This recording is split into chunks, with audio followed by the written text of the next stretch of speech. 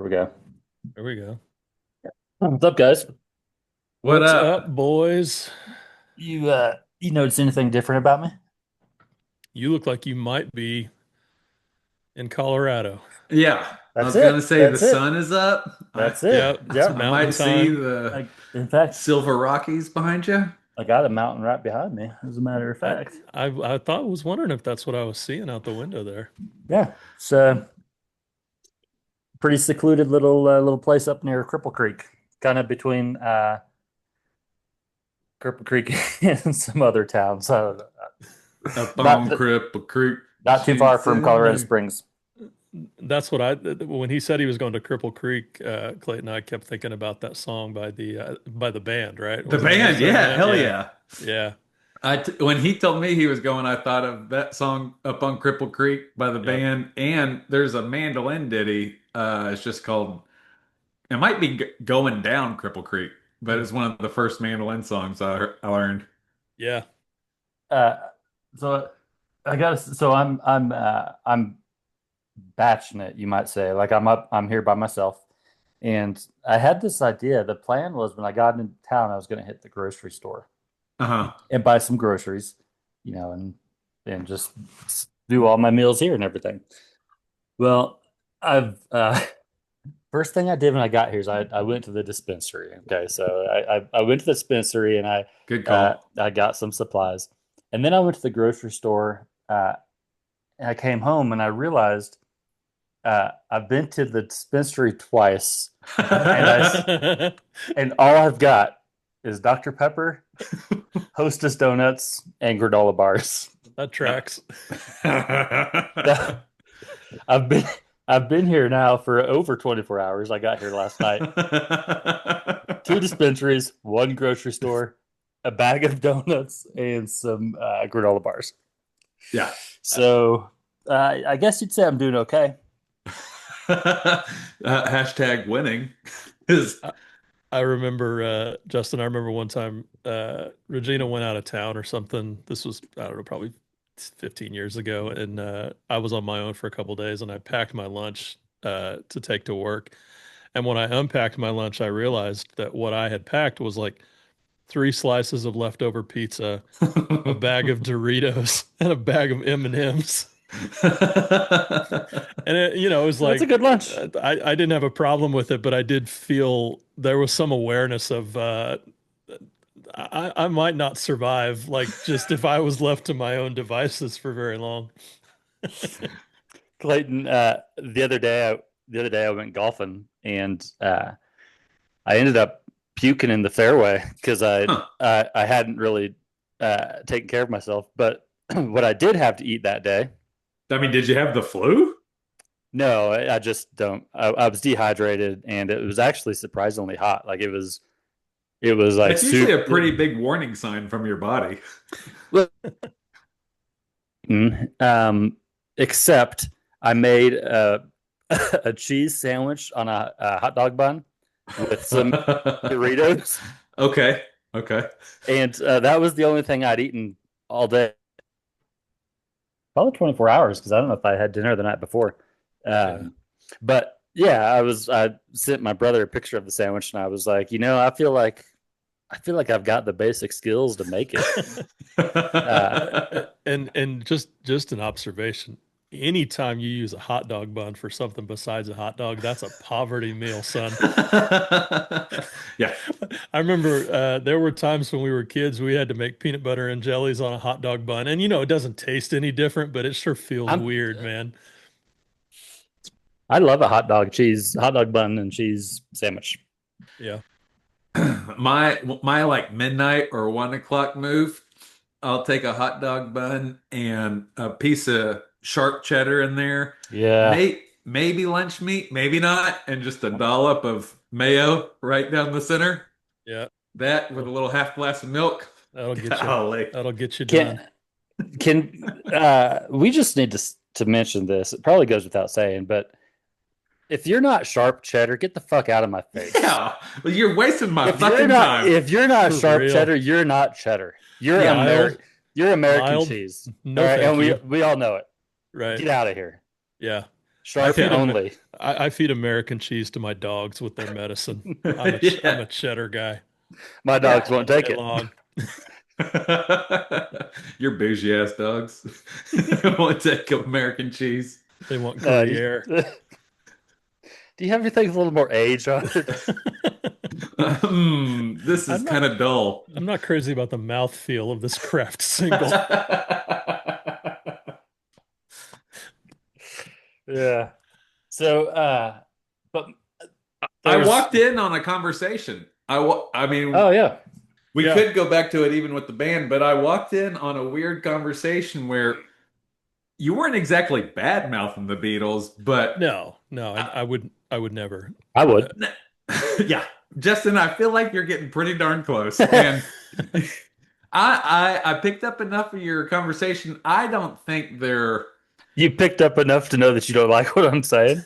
I didn't like it. It ruffled my feathers just a tad because I agree with you that they're not the Beatles, and even to a degree Elvis, you mentioned this, they're not the greatest. Definitely the Beatles aren't the greatest, but what they did was kind of revolutionary.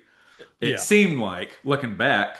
I mean, I yeah, wasn't there, right, but I can get in an Elvis warp hole. Like my father-in-law listened to Elvis, the Elvis channel on Sirius XM. hmm So during hunting season, we'd go road hunting, which whatever.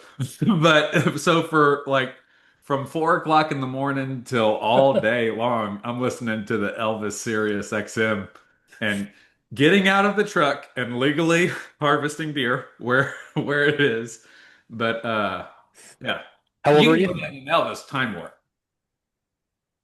How How old old? were you at the time, Clayton? Oh, whatever age requires me to be on the statute of limitations. A year past that. Do a little quick Yes. Google on the Oklahoma wildlife laws. That was Um, Kansas. uh, Oh, yeah. So, Clayton, to fill you in on the part of the story you might have missed, I was telling Justin we went up to Knoxville Friday night nice. because my 19-year-old is super into the Beatles right now. Her and Yeah. her bestie, and so we went up there to see this tribute band called the Fab Four, which like they travel all over the world and they're like kind of the preeminent Beatles tribute band. And they were really good. And I was telling Justin, like, I've never been a huge Beatles fan. I found myself wishing they had sung certain songs, so maybe I like more of their music than I thought I did. Um, but What are they the were good ones that they hit? well, they played the entire Meet the Beatles album, and the way they did it, it was sort of like the corollary might be like Taylor Swift's Eras tour, where they played songs from each of the sort of the popular eras. So they did like the early '60s, and then they moved into the Sergeant Pepper stuff in the later '60s, and then they kind of closed the show out with they played Imagine and Hey Jude and some of the big Yellow hits from Submarine? they play did they play they didn't play Yellow Submarine. They played Okay. Sergeant Pepper's Lonely Hearts Club Band. They played I Want to Hold Your Hand. They played All My Lovin', like kind of most of the big hits. But, as I was thinking through it, I was thinking, I would have loved to have heard Eleanor Rigby and I would have loved to have heard Yesterday. And just, Yeah. I was thinking about the songs that I wish they would have sung. And I think maybe I like them more than I thought I did. But Yeah. in any case, it's, you can't deny the influence they had on music. And You got I to think put some respect on their name. for sure. I think the part you stepped in on was, I was looking at their amps and they had all these Vox amps, which are like these iconic British invasion amps. And they had the George Harrison guy was playing the Rickenbacker guitar. And so Oh, I started thinking cool. about, just listening to the sounds they were getting and how you can hear that in Tom Petty and the Heartbreakers and even the Birds and some of the other bands that sort of were doing that kind of stuff, and I don't think anybody really had been up to that point. Right. So we can kind of look back on it now and say, maybe their songs are a little simplistic or whatever, but like sonically what they were doing, I think was pretty revolutionary for the Well, time. yeah, I was gonna say whenever like I can't get in a Beatles time warp like I can with Elvis, But if I'm listening to some good Beatles, it will bring me into like David Bowie and Elton Sure. John, and I can go down a deep hole with those Yeah, guys. for sure. For D sure. David Bowie is someone who I guess, I mean, it was before my time. I feel like his obviously his peak, but after he passed and like around that time, there's some cool conspiracy angles of David Bowie. Yeah. Uh, but that I was got into around the time that he passed. Man, you just I just I appreciated how good he was. Like I discovered it and I was thinking, man, he can Yeah. sing. And you can hear like he's challenging society Oh through his yeah. even through his voice and Yeah. obviously way back then with his identity. You know what I mean? Just his portrayal. Yeah. And it was so cool.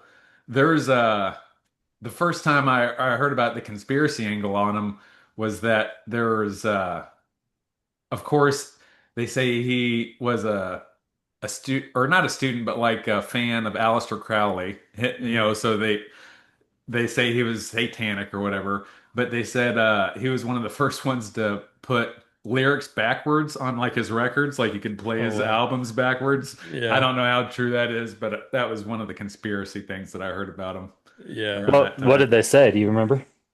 Uh, I remember one of it was like, I want to die. It was like, the normal threat Yeah. that they told Yeah, us in yeah. Sunday school. Kill Kill your, yourself. yep. Kill your parents. What did that just say? Worship Satan. Yeah. Another one bites the dust does say it's fun to smoke marijuana. I, Really? I I think I remember seeing like on a I don't know, it's fucking 2020 or something like 35 years ago. I don't know, John Stossel with his big mustache Yeah. playing that stuff and just everybody just losing their shit about it. Like Oh man. into the world, man. The kids are not all right.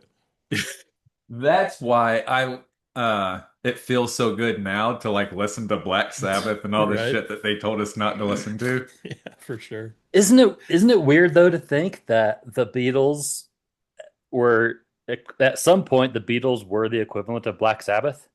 Oh Oh yeah, yeah. yeah. There was Like a that's huge moral panic. that's mind blowing to me. Yeah, yeah, for And sure. now who would be today's would it be like the sexualization of like Sabrina Carpenter, Or Lana Del there's a song Rey? called WAP that was around a couple of years ago. I don't know if you heard Yeah, about that. WAP. yeah. Yeah, yeah. And it Uh, actually is kind of a banger. It goes yeah, pretty hard. it's a jam. You can't really sing it in the car with the kids around, but There's a radio version, and it's uh, basically just uh, the beat. yeah, and somehow the radio version is like grosser than the actual song. Yeah. It's like slimy, like, oh, no. Right. Yeah. Hmm. Uh, Justin, this is gonna probably piss you off, so I apologize in You better advance. fucking not. He Um, can't take it. uh, I uh, I I'll sort of lose my feel shit. I sort of feel the same way about Nirvana as I do the Beatles and Elvis. Just that I appreciate them for what they were. I don't think they were the best band of that genre. Like they were kind of the first ones that broke. I think Pearl Jam was better musically. I enjoyed Oof. Pearl Jam better. Okay. Yeah, Um, don't you think that was two different?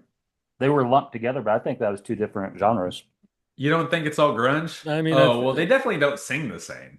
no, I think there were a lot of bands that came out of Seattle in the 90s and just because they were in that city and probably played some of the same shows, they got lumped together. Hmm. Um, but like my favorite Nirvana song is a David Bowie cover, right? The Oh yeah, Man Who Sold the World that they did on MTV Unplugged. yeah. My favorite Elvis song is Suspicious Minds, and I like Dwight Yoakam's version of it better than Elvis Presley. So Yeah. it's like, you can appreciate the songs. I just, Yeah. they just, aside from Smells Like Teen Spirit, or, yeah, the song Smells Like Teen Spirit, I really liked that one. That was kind of the first one everybody heard. Um, and it's not that I don't like them. I don't have beef with Nirvana, but I think there's a lot of people who sort of consider them like the preeminent grunge band. And I think Soundgarden, I liked Soundgarden better than I like Nirvana. Yeah, Soundgarden was awesome. I think that like so certain Soundgarden I think was probably more like Nirvana than Pearl Jam was, Hmm. but uh Nirvana just had like they were the first that I can think of that really that I don't know, it was the first of that type of music for me, kind of the angry, kind of Hmm. sonic. Yeah. I don't know. But yeah, I think that I think they just kind of paved the way, and they were the first that people saw of that thing, and so that's just Yeah. like the I mean, they're probably the reason why we even heard Soundgarden and Pearl for Jam, sure. honestly, because, when the money guys figured out, hey, this is what the kids are into, then they send everybody to Seattle to find, whatever bands are, Yeah, sound like this sort of.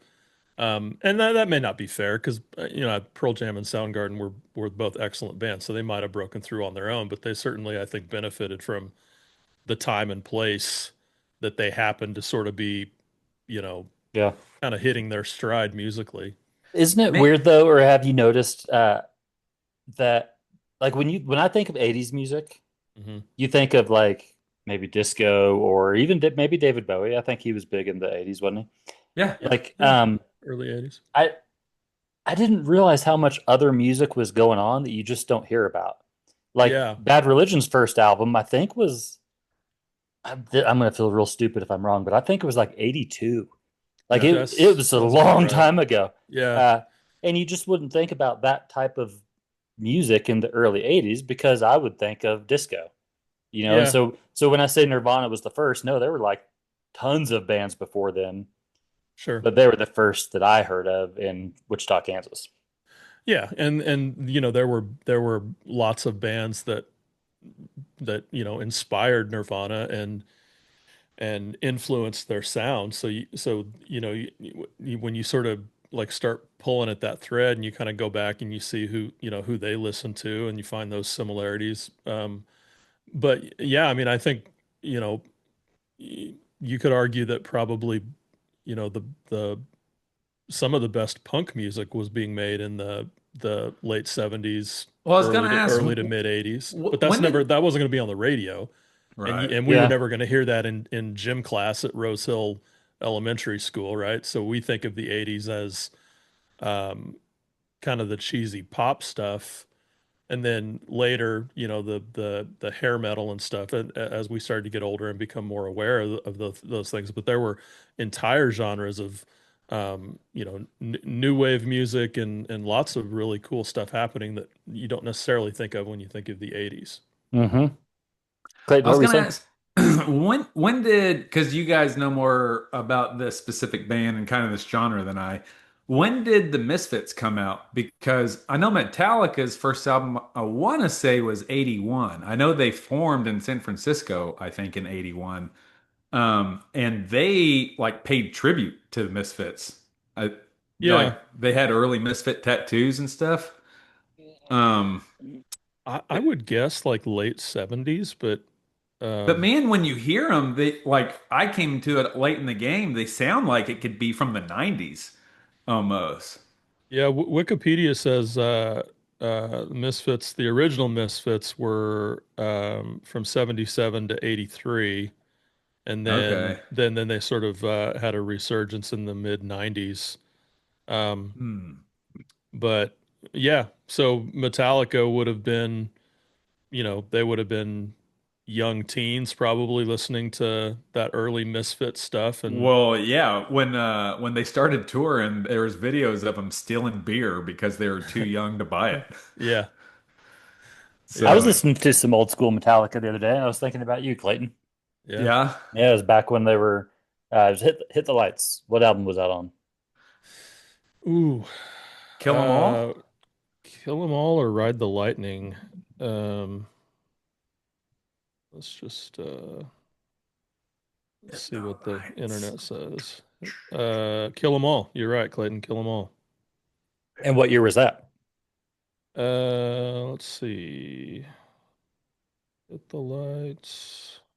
Yeah, I can't find it. Um, I think it was 81. you think? Because that's even cooler than I thought. Um, what I was thinking, when I was a kid. Now, Grant, I wasn't obviously listening to Metallica. 83. 83 is when that album came out. Okay, I wasn't listening to Metallica at 4 years old. However, uh, I The I was coolest listening to 4-year-old in some Kansas. I was listening to some really good music really young because of T-Bone. Like Yeah. I was exposed to the good stuff. Aside for, I mean, we did have Patch the Pirate, and there there were Carrying on there the were praise band. there were times when I wasn't allowed to listen to the good stuff. But yeah, T-Bone set me up right with the music. And that would have been, I mean, I'm presuming at that point, though, that would have been mostly Christian rock, right? Yeah, yeah. I don't remember. There was a time I distinctly remember the day. I remember telling John McNeil and somebody else. We were walking behind the church, getting ready to play basketball, and I told him that Mom had told me that she trusted me to choose my own music. Uh, Mm. yeah, and I went and I got my Warren G tape and put it in my car and drove to church. And uh, Regulate. but yeah, uh, probably Christian music only at that point. Yeah. I mean, I feel like when I was a teenager, I like to think that my taste in Christian rock was cooler than most of the other kids. Uh, Well, there were some cool Christian rock yeah.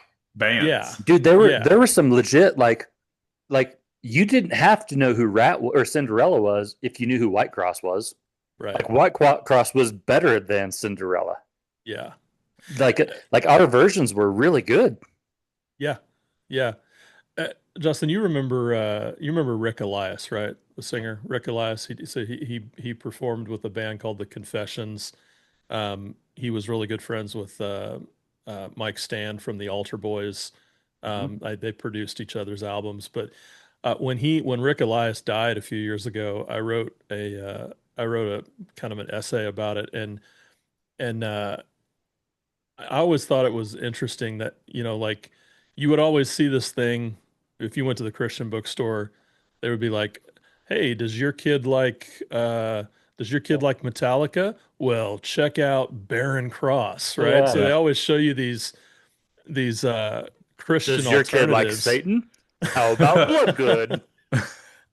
But for me, it was always like it was the opposite. Like I started listening to Bruce Springsteen and Bob Dylan because I liked Rick Elias and the Confessions, and because I knew that there was an influence there. Like I started listening to, Bad Religion and some of these other punk bands because I listened to the Altar Boys. Like Man, that's a big so, jump. I I didn't get I didn't get there. I didn't get to the Christian music through their secular counterpoint parts. Yeah. I got to the secular counterparts Yeah. because I was so enthralled by the music of the Christian version. Oh And man. and and there were some of those bands that I think were just as good. Like uh MXPX is a punk band that's still playing today, Yeah. still kicking ass. But Disciple still touring. yeah, Disciple, Living Sacrifice. There were there was always this sort of thing that everyone was like, "Oh, Christian rock sucks," and a lot of it does and did, but there was a lot of it that was really good. And I'll tell you, one of the ways you know that is because the guys who played on the studio albums in Nashville for those Christian records are the same guys who played on the country records and like they're studio Yeah. players. They weren't Yeah. like necessarily evangelical Christians. They're just guys who play and they're in Nashville and that's their job. So they get called in and they play on all these Christian records. Justin, the keyboard player for Lucero, Rick Steff, he played on dozens of Christian pop records. Like for him, like he Really? was just a studio guy. He just played keyboards like Bob Carlyle. Uh, Oh, from you know, Petra? no, not Bob Carlyle from Allies, Butterfly Kisses. Oh, dang. Okay. Butterfly Yeah. kisses, the Um, did bedtime you know? prayer. I wasn't aware of this. Did you know that a lot of church musicians are just hired players? Oh yeah. I Yeah. had I had no Yeah. idea. I didn't There realize that they weren't just like really talented Members of parishioners. the congregation. yeah. I had no idea, There's That a actually kind of bums me out a little bit. yeah, it dude. does feel a little it feels a little mercenary, right? Just I'll Yeah. like just hired guns coming into play on Sunday morning. I'll give you a bummer story. After T-Bone, were you about to say something?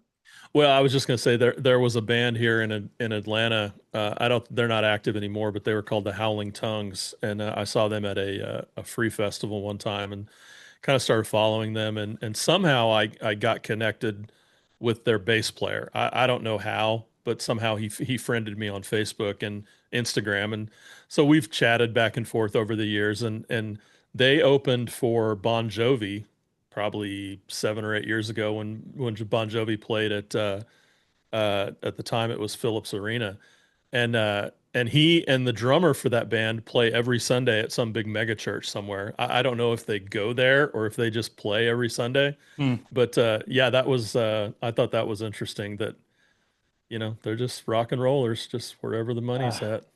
so I'm actually not going to tell the story because it's too much of a bummer. Um, the drummer at a previous church that I went to just had done some horrific, terrible things, and I was shocked to find out, like, holy shit. But then when you find out, well, I mean, just he's just a drummer. Like, Just doesn't the drummer. yeah, he's a person. People do horrible shit. Yeah. Um, I noticed something the other day, and I don't remember what it was. I think it was a Facebook post or something.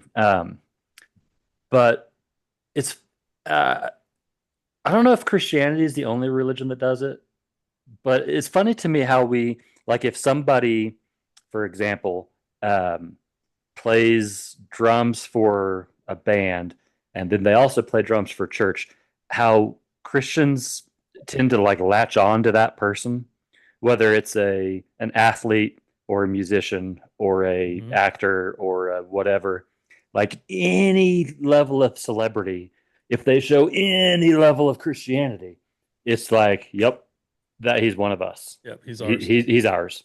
Yep. Well, I'm not here to defend Western evangelicalism, per se, but that is actually, I think, pretty tribal, which is very human in nature. You know, Yeah. it'd Yeah. be like I love Zach Bryan. Zach Bryan's good, he's great, but also because he's from Oklahoma, makes me love him even that much more. I'm like, hell Yeah. yeah, he's from Oklahoma. He's an Yeah. Okie.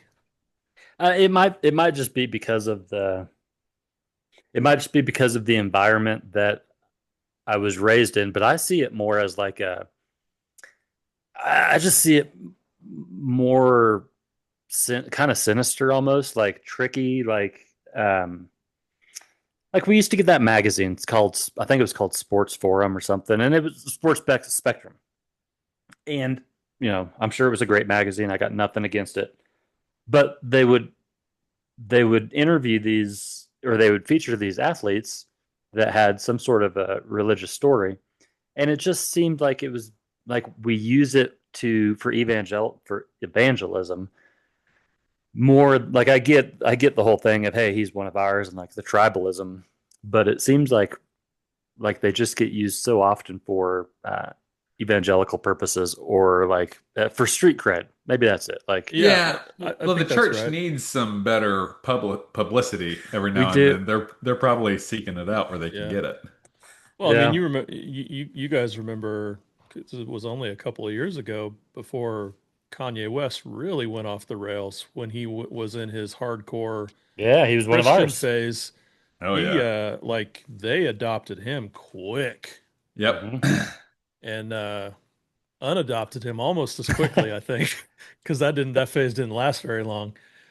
I But think that, people just went silent. At least that's how it was Yeah. like, yeah, yeah, yeah, he's one of ours, and he like was like, I hate blah blah blah. I'm like, let's just just ignore him. He'll go away. who's Sa- that? Same thing with Chance the Rapper. I don't know if you guys are how aware you are of him, but he was another guy who And I don't have any problem with Chance the Rapper, but he just sort of said some tangentially sort of spiritual things, and rapped about God a few times, Yeah. and I did think I always did think it was interesting though that it seemed like very little vetting went on before, like they were just taking these guys as their That's what I'm, word that, it, but if you just walked in off the street, you're going to have to go through a pretty strict purity test before you're going to get accepted into the fold, really, beyond just a sometime visitor. I think that's because now, first off, I didn't realize what you were saying. I thought you were talking about Chance having said some dumb shit because I hadn't heard No, that. I don't. I'm not aware of anything. Um, I thought he was a Christian rapper. That's funny. Like I didn't even realize that he wasn't. Yeah. But I think that the reason we latch on to him is because of like what they can provide. Oh, You for know, 100%. you Yeah. know, you What you just walking in off the street, like, well, what am I bringing to the table? why don't you go to the new members class first before Right. you know? But if you've got a following, if you're a somebody, Yeah. and you say thank God, like, hey, good enough. Do you guys remember how big the hype was? And I mean, it's definitely died down, but it was nuclear. The hype around Tim Tebow and Oh the yeah, Yeah. evangelical church. Yeah. yeah. Woo! Boy, evangelicals do love a football player. Oh yeah, they do. Ashley and Clayton, I were newly married, and I convinced her to go to a Pentecostal church, and like, she was raised non-denominational at best. You know what I Mhm. mean? More like it was the Christians we all made fun of as, super snotty Christians. It was like, Right. oh, they're Sunday morning or, holiday ca- Christians, casual Christians. casual Yeah. Christians. Well, that's what her family was. So I convinced her to go to a Pentecostal Church of God in Virginia Beach with me. And I was like, hey, listen, the whole congregation of the entire denomination is getting pretty old. I doubt that, because she's heard me tell stories about like the old timers jumping on pews and spinning in circles and stuff. Running And around with flags. yeah, yeah. And like for real, the Jericho marches. She's heard all these stories and she's like, I don't want to go to that. I was like, they're all old. I doubt it's gonna be like that. Well, the first church we went to, I told you about this, Justin, had a Native American dancer in it. That was part of his praise thing, except he wasn't Native American. He was Oh, he was as white as he's just a all white three of boy. us. Those are sometimes the most Native American dudes you're going to come across. But he wasn't culturally appropriating, bro, because he was doing it for God. He Right. was doing it for the Spirit. But I convinced her to go to this other church. It wasn't that one. Like, she was like, not this one. So we found another one that was like more elderly. Well, the Tim Tebow hype was so big at that time, and I'm OU to the blue. You know what I mean? To the bones. I don't care about whatever. And Florida, Florida and Oklahoma were like contentious in that season. Mhm. Well, we we were going to this church, and the pastor one time jumping on that cred train was like, "Did you see our boy Tim Tebow this weekend?" And just out of reflex, I went, "Boo!" Thinking I'm gonna get a ton of laughs. Like I'm looking side to side. That's my favorite part about the story. Right? Just the Right? kind of the sly look around. Did you hear what I said? Did you hear what I said? You know And what the my pastor himself looked at me, like paused, looked at me, and was like, mm. my second favorite part of the story is even if you'd have like given it a 5 second delay, you'd have still done it. Like, You yes, know me well, my you friend. did just blurt it out, but that's just it was going to That happen either way. that's got to be a lonely feeling though. When you do the call and response and there's no response. I know Justin knows this part about me. It's like for years, it has to go back to some sort of childhood trauma. But one of the things that I think made me a good interviewer when I was a cop was that I love the awkward sizzle. Like if I if I say something and then lock eyes with someone and just let it hang, it is uncomfortable. It's not Yeah. comfortable for me, but I could just stay there. Uh, Justin, this is a deep cut, like a real throwback. But do you remember? I don't think there's any chance this guy listens to the podcast, so I'm gonna go ahead and say his name. Do you remember Tom Jones from Yeah. Calvary? Yeah. I still want to know the mystery around that dude. Right. Maybe I Uh, don't. I remember one Sunday service. I don't remember what the context was, but I remember the pastor asking a question that was clearly rhetorical, and the question was something like, "Now, brethren, is that legalism?" And Tom Jones from the back of the auditorium goes, "Amen, it is." And the pastor, like a deer in the headlights, "No, that's not legalism."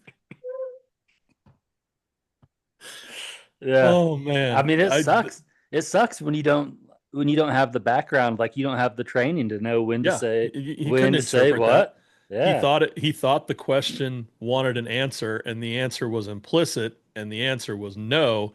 He did not read those cues Right. or interpret those cues.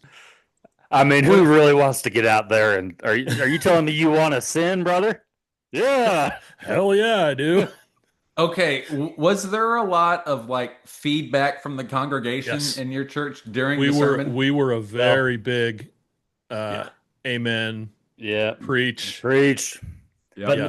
But really nothing else. Like you could say like you could give affirmation, but there wasn't Yep. any clapping, there wasn't Yep. any raising No hands. raising No hands. raising hands. No. No. Dude, my No. uh my dad got suspended from the deacon board because my mom was raising her hands in worship. Mm-hmm. Get out of here. And that being a sign that you can't lead your family, Yep.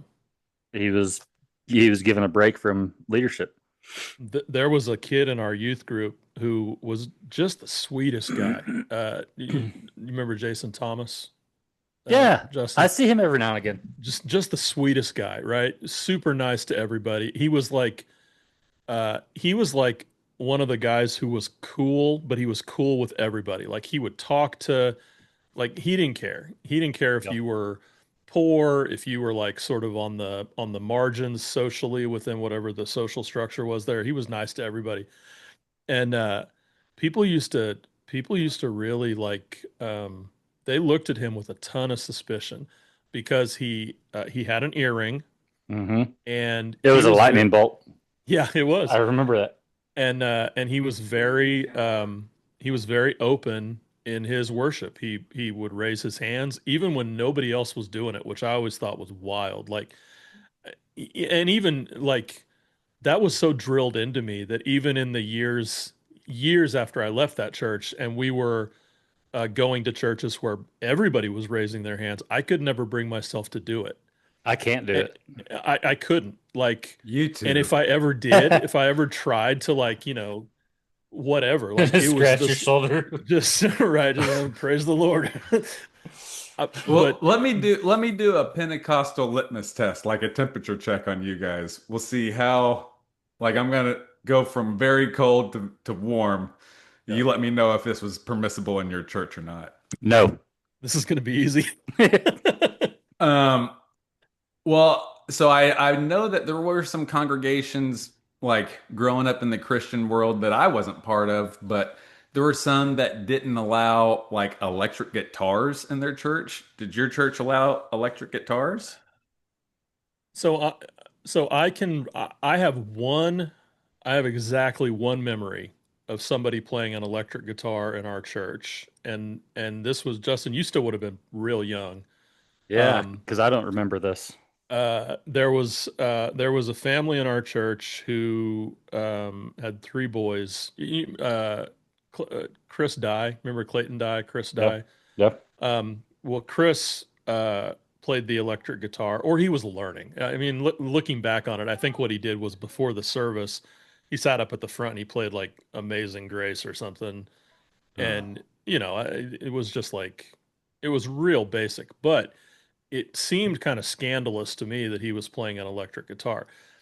We didn't have instruments beyond piano and organ in the formal worship.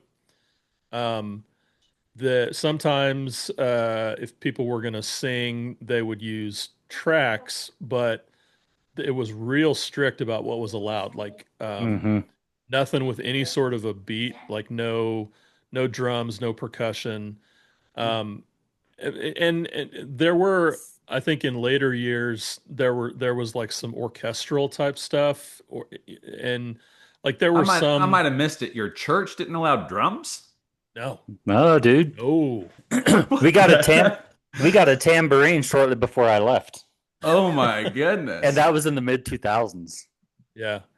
Uh, every once in a while, like our Justin and I's cousin, who's super talented musically, primarily plays the piano.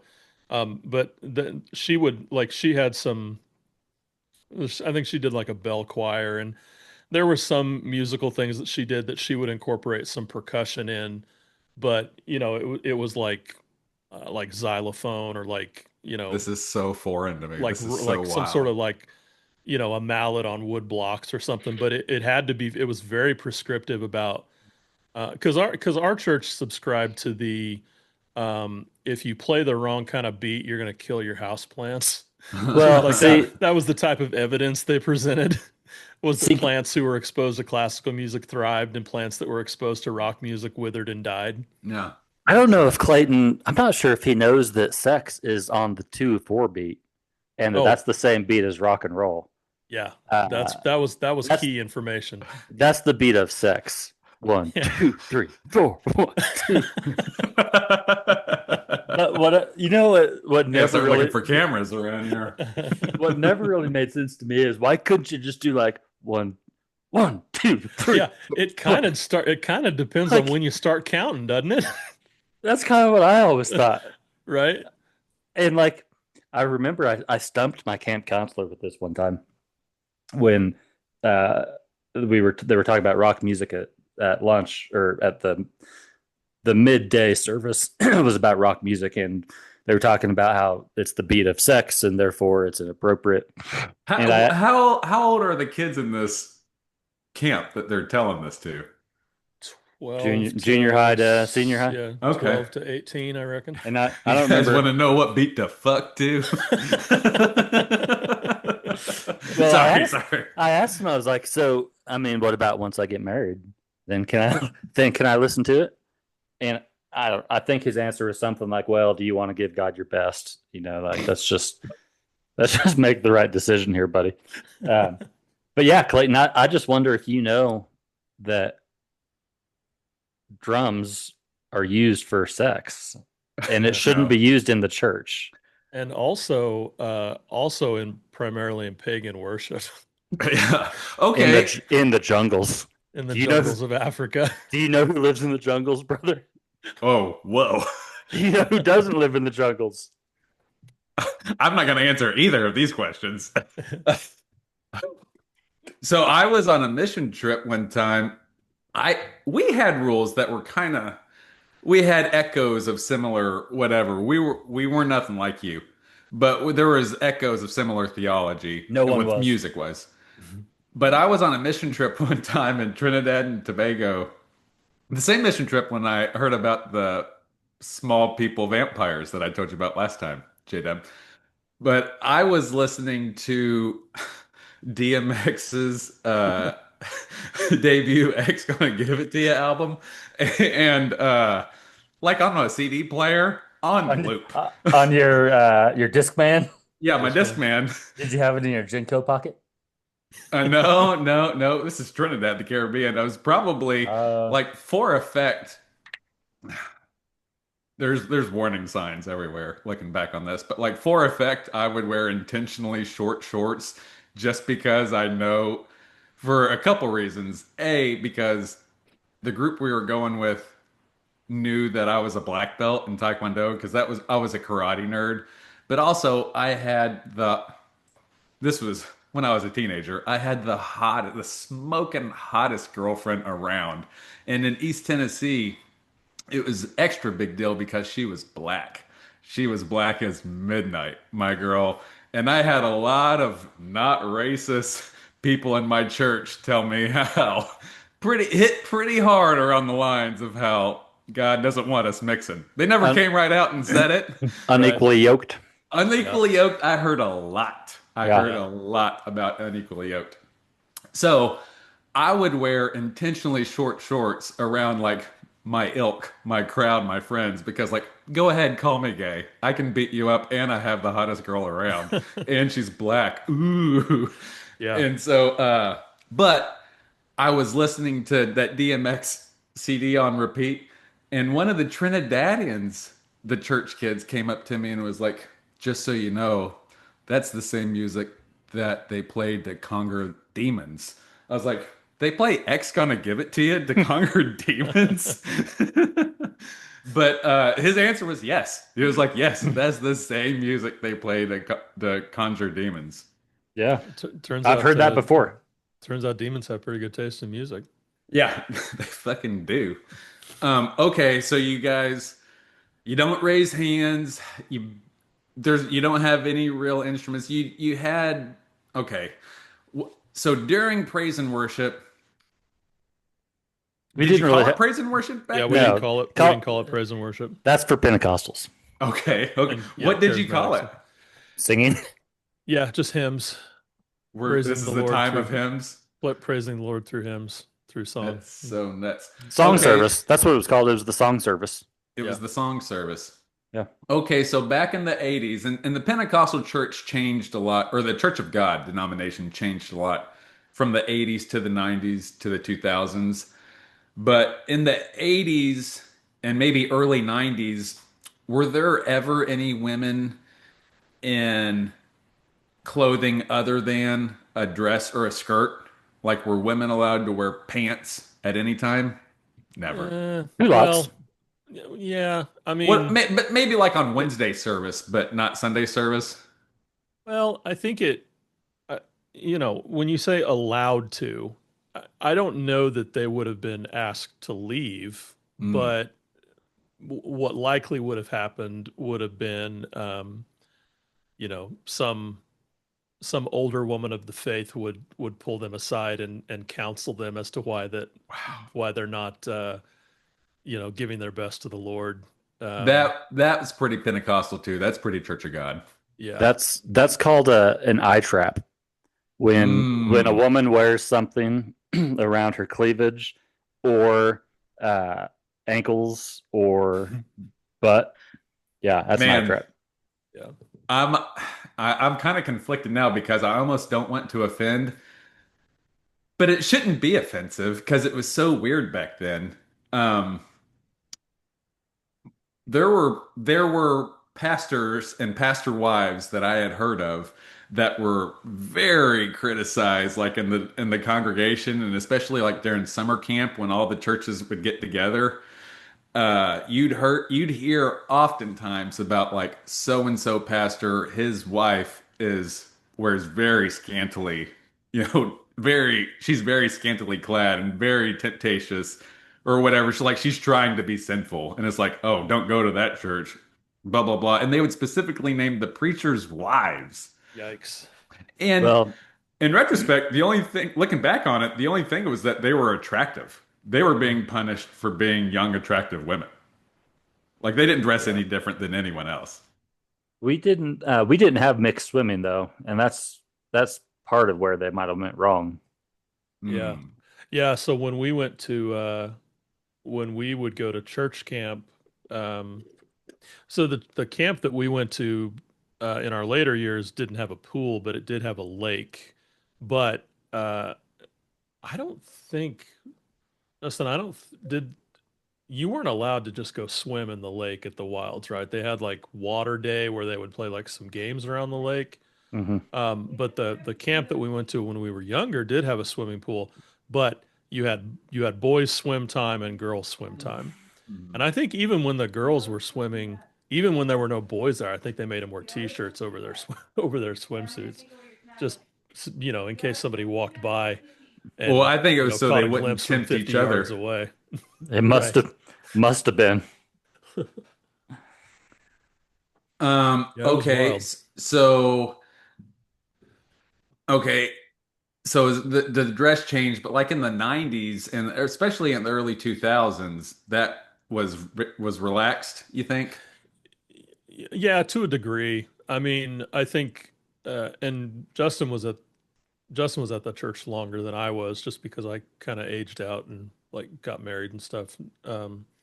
But I remember there was a point in time where they were okay with like girls wearing shorts, but they had to be like knee length or something. Like it was pretty strict.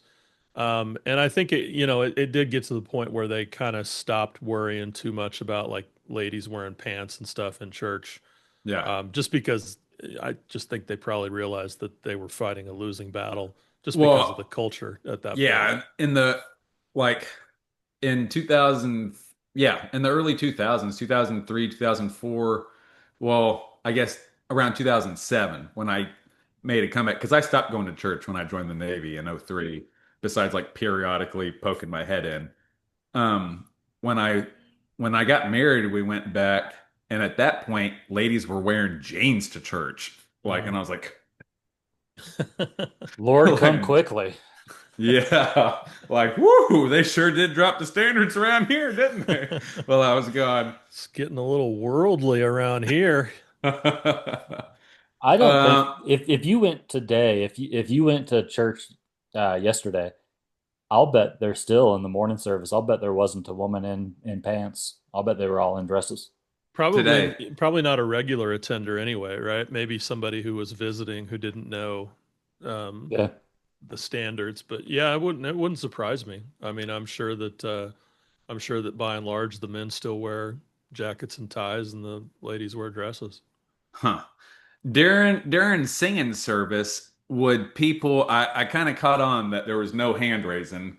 What were there any swaying? Like, do you guys ever get a little Uh, you might have somebody, get overcome with their emotion and maybe they close their eyes for a second, but really no visible. I mean, they sing out of hymnals. Well, I can't. I haven't been in that church for Well, we 15 still years, sang but out of hymnals, but the spirit would move through the hymnals too. yeah, no, we just stood there, There stand there was holding your hymnal. that was That one was of our the stand up. signs that's one of the indicators that the music was of the flesh. Was Oh, and so that was another question that they couldn't answer for me is because they said that the way that you know that rock music is bad is because it's of the flesh and it makes you move.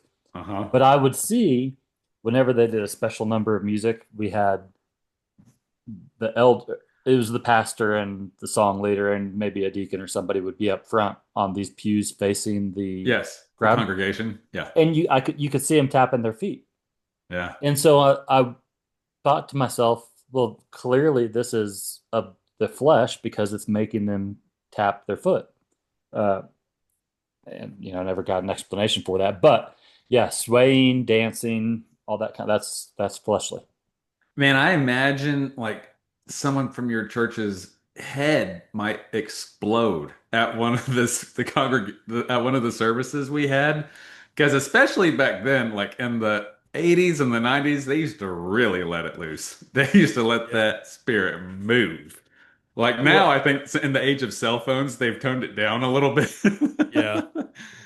I I I visited a Pentecostal church one time, and this is to this day, this is one of the things that I am um, mortified that I allowed myself to do.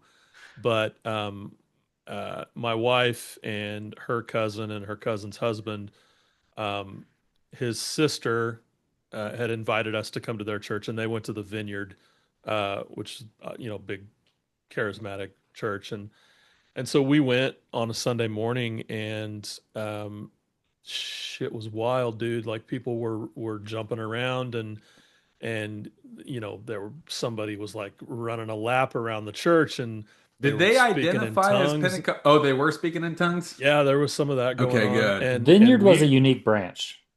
Oh, I was gonna Vi- say Vineyard yeah, was I tame I don't compared to ours. and Like I don't know if they were affiliated with any particular denomination. I think they were like charismatic, non-denominational, non-denominational, yeah. probably.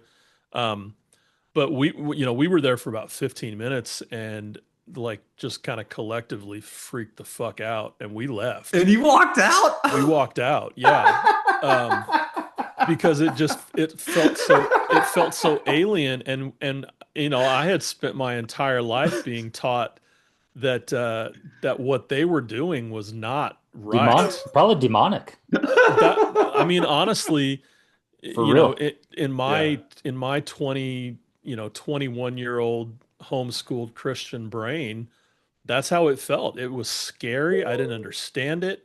I didn't know what they were doing. I didn't know why this person over here was yelling and this person over here was jumping up and down. I'll tell you And why. and That's a spirit of confusion, son. Oh, that's and it the Holy really Spirit.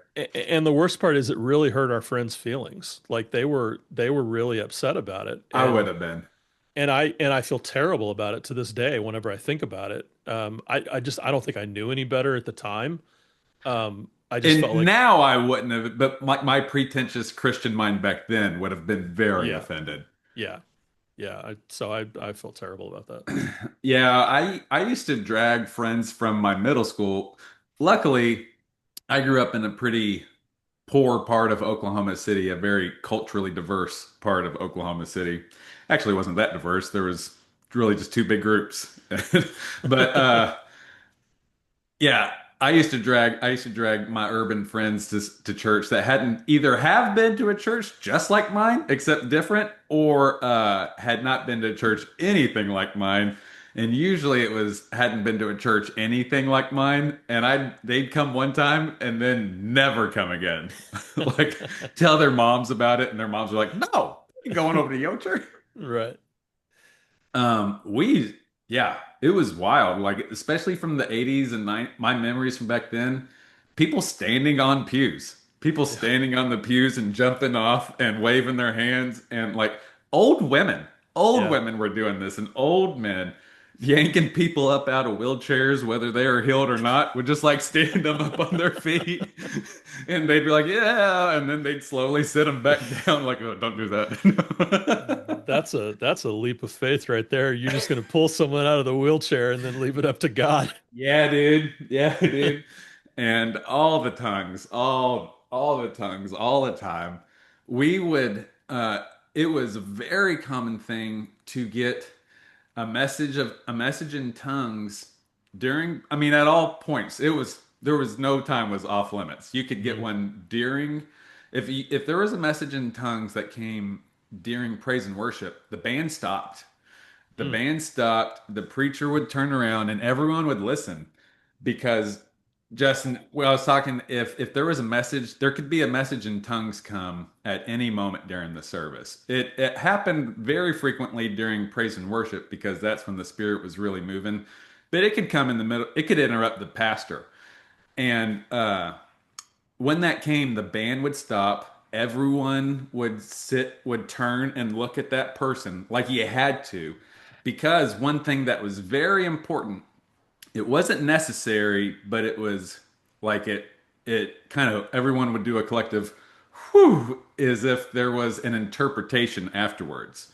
That's what I was gonna ask you. And about like 9.9 times out of 10, there would be an interpretation. The only time Mhm. there wasn't an interpretation in my memory was when I lived at the group home, and it would be in times when like the troubled girls, because it was a co-ed group home. Like there was girl cottages up on the hill and boy cottages on the bottom in Sevierville, not too far away from Knoxville. Mhm. But if like in my memory, there would be like a young teenage girl that would speak in tongues, and then like they would almost hold out intentionally, like, "Nah, we ain't gonna interpret that." unless somebody would. But normally, like I said, 9.5 times out of 10, everyone would stop, look at that person who spoke in tongues, and then you'd hear, it'd go, the tongues would go, and like go for minutes. I could for real pull it out and start doing it right now. That sounded really legit. It did, yeah. It I sounded could like the never roll tongues my I've heard R's. before. Yeah, yeah, I could for real start like just go freestyling. But someone would do it for minutes. It would go for a long time, and then there would be some amount of silence, and then you'd hear from the other side of the auditorium, "This says the Lord, yea, though you walk," and would just like go off passing judgment on someone, or maybe giving a hope, a word of encouragement. It was all the things. Very often it was judgment, but it could be encouragement. It could be like healings coming. It could be, I see what you're doing in the shadows. A lot of times it was that. The Lord sees what you're doing in the shadows, That's you a safe 14-year-old bet, boys. right? That's a safe bet. So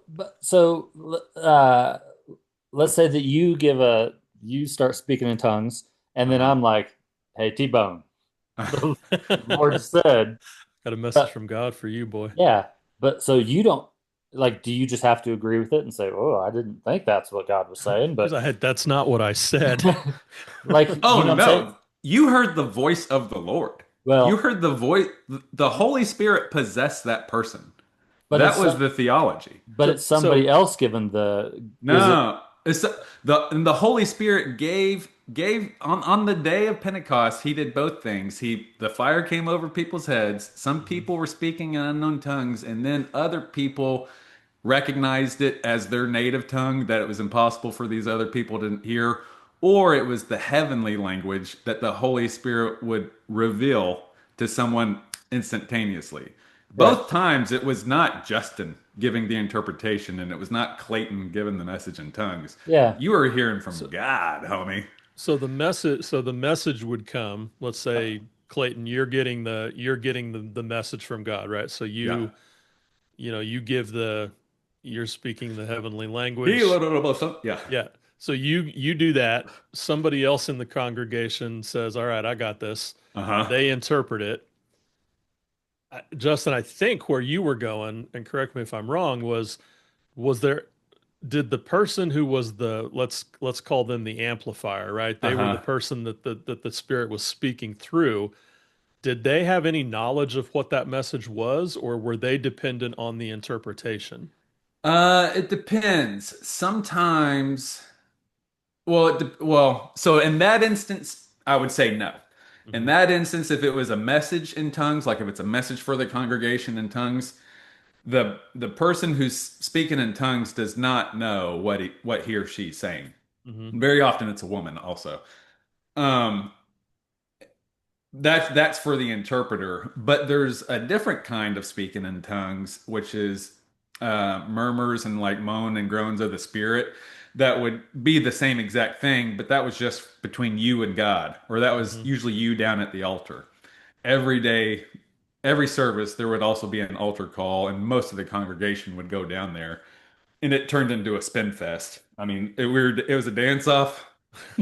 And yeah, it was a lot of this. The Boom. fishes of men. Yeah. No, but like yeah, people would be possessed by the Holy Spirit and spin around dancing, very oftentimes falling down and flopping on the floor and speaking in tongues. There was a ministry of people would either come by and grab a man's jacket, or sometimes if you were in a big enough church, they would have a ministry of women that would come by and lay blankets on other women's dresses. Whenever they fell down in the spirit, a woman would fall back and there would be two other women quickly run over and lay a blanket over their dress For so they're modesty still sake. modest. Yeah. Right. Yeah. So this is something I've always been curious about. So Clayton, as somebody who has never spoken in tongues personally, Okay. never understood it, never felt the desire to do that. Presumably you have Hmm. spoken in tongues.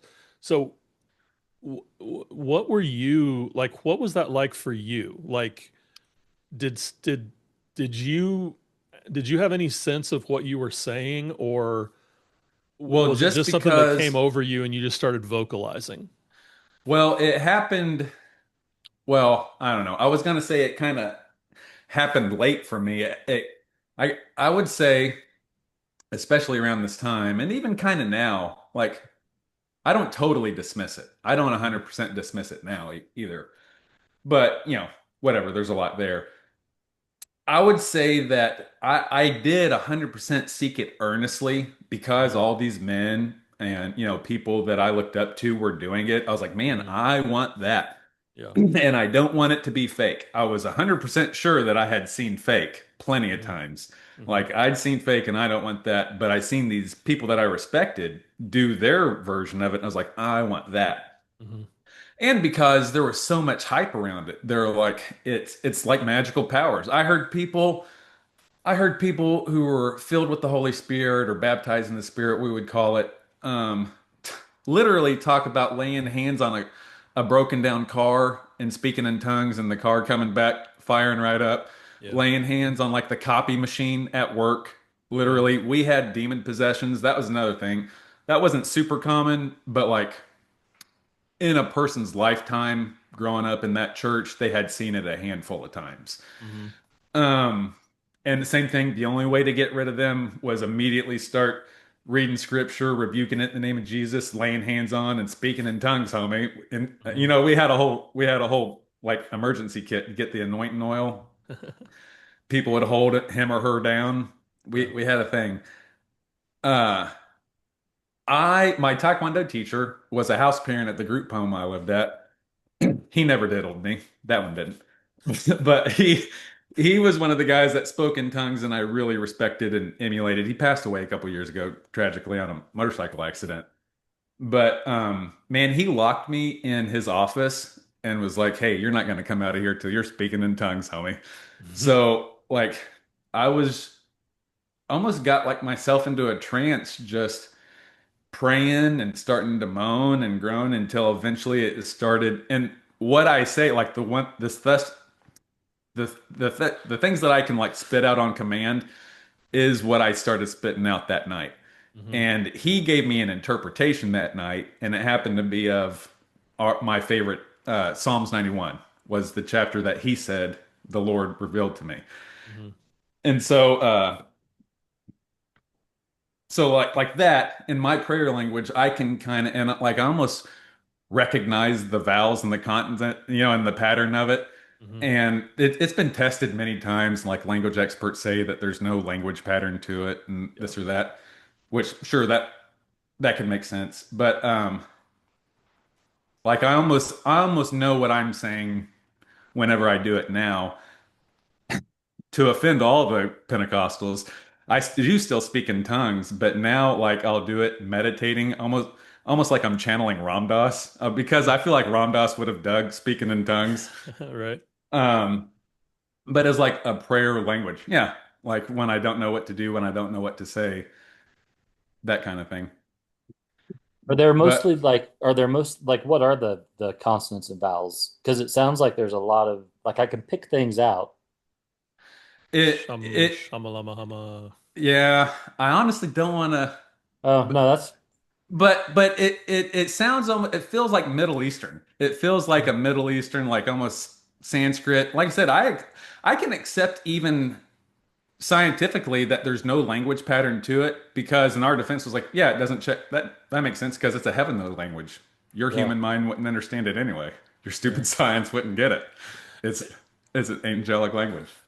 Did you guys ever hear about that? I think I've heard a couple stories about this. It was like a lady or somebody who was in a coma, like they had some sort of a head injury, and when they finally woke up from their coma, that like they spoke like fluent German. Oh, I've heard it. I don't know if I heard that one, but I've heard a couple stories like that. See, Never studied it, never been exposed to it. I mean, exposed to it, like obviously they had like heard German words, but like to the level that they could speak it fluently when they came out of their coma. Like Uh, that's I don't fucking know weird, why man. I don't know why Clayton's playing coy here, but he's very familiar of a story. about a story of a British woman who was in a coma and woke up speaking Chinese. I Maybe wasn't that's gonna what it say was. this Maybe because I I that's know what it can't you. tell was. the I story know you weren't going without to. doing the accent, and I can if you want. Okay, I just don't know how I comfortable I that's gonna don't. make everyone else. How I many don't. I beers? just. How many beers have you had, Clayton? Because there's a certain No. number. There's a certain number of beers that are going to start to sound like these guys want to hear my Chinese accent. Yeah. I just wanted to get out there because he was acting like this was new information, and it I'll have wasn't. to Google that. I haven't heard about that That's one. an interesting story. I will say, go ahead and put out there that there were times in my life when I didn't have this discretion, and I would I would copy that lady and her accent in like squad room around sergeants and captains, which is one thing during third shift. But, Yeah, yeah. but I remember Blackwood, you I'm got It's another gonna letter tell from HR here. I'm gonna tell this story in a non-offensive way, because I'm not gonna do the accent.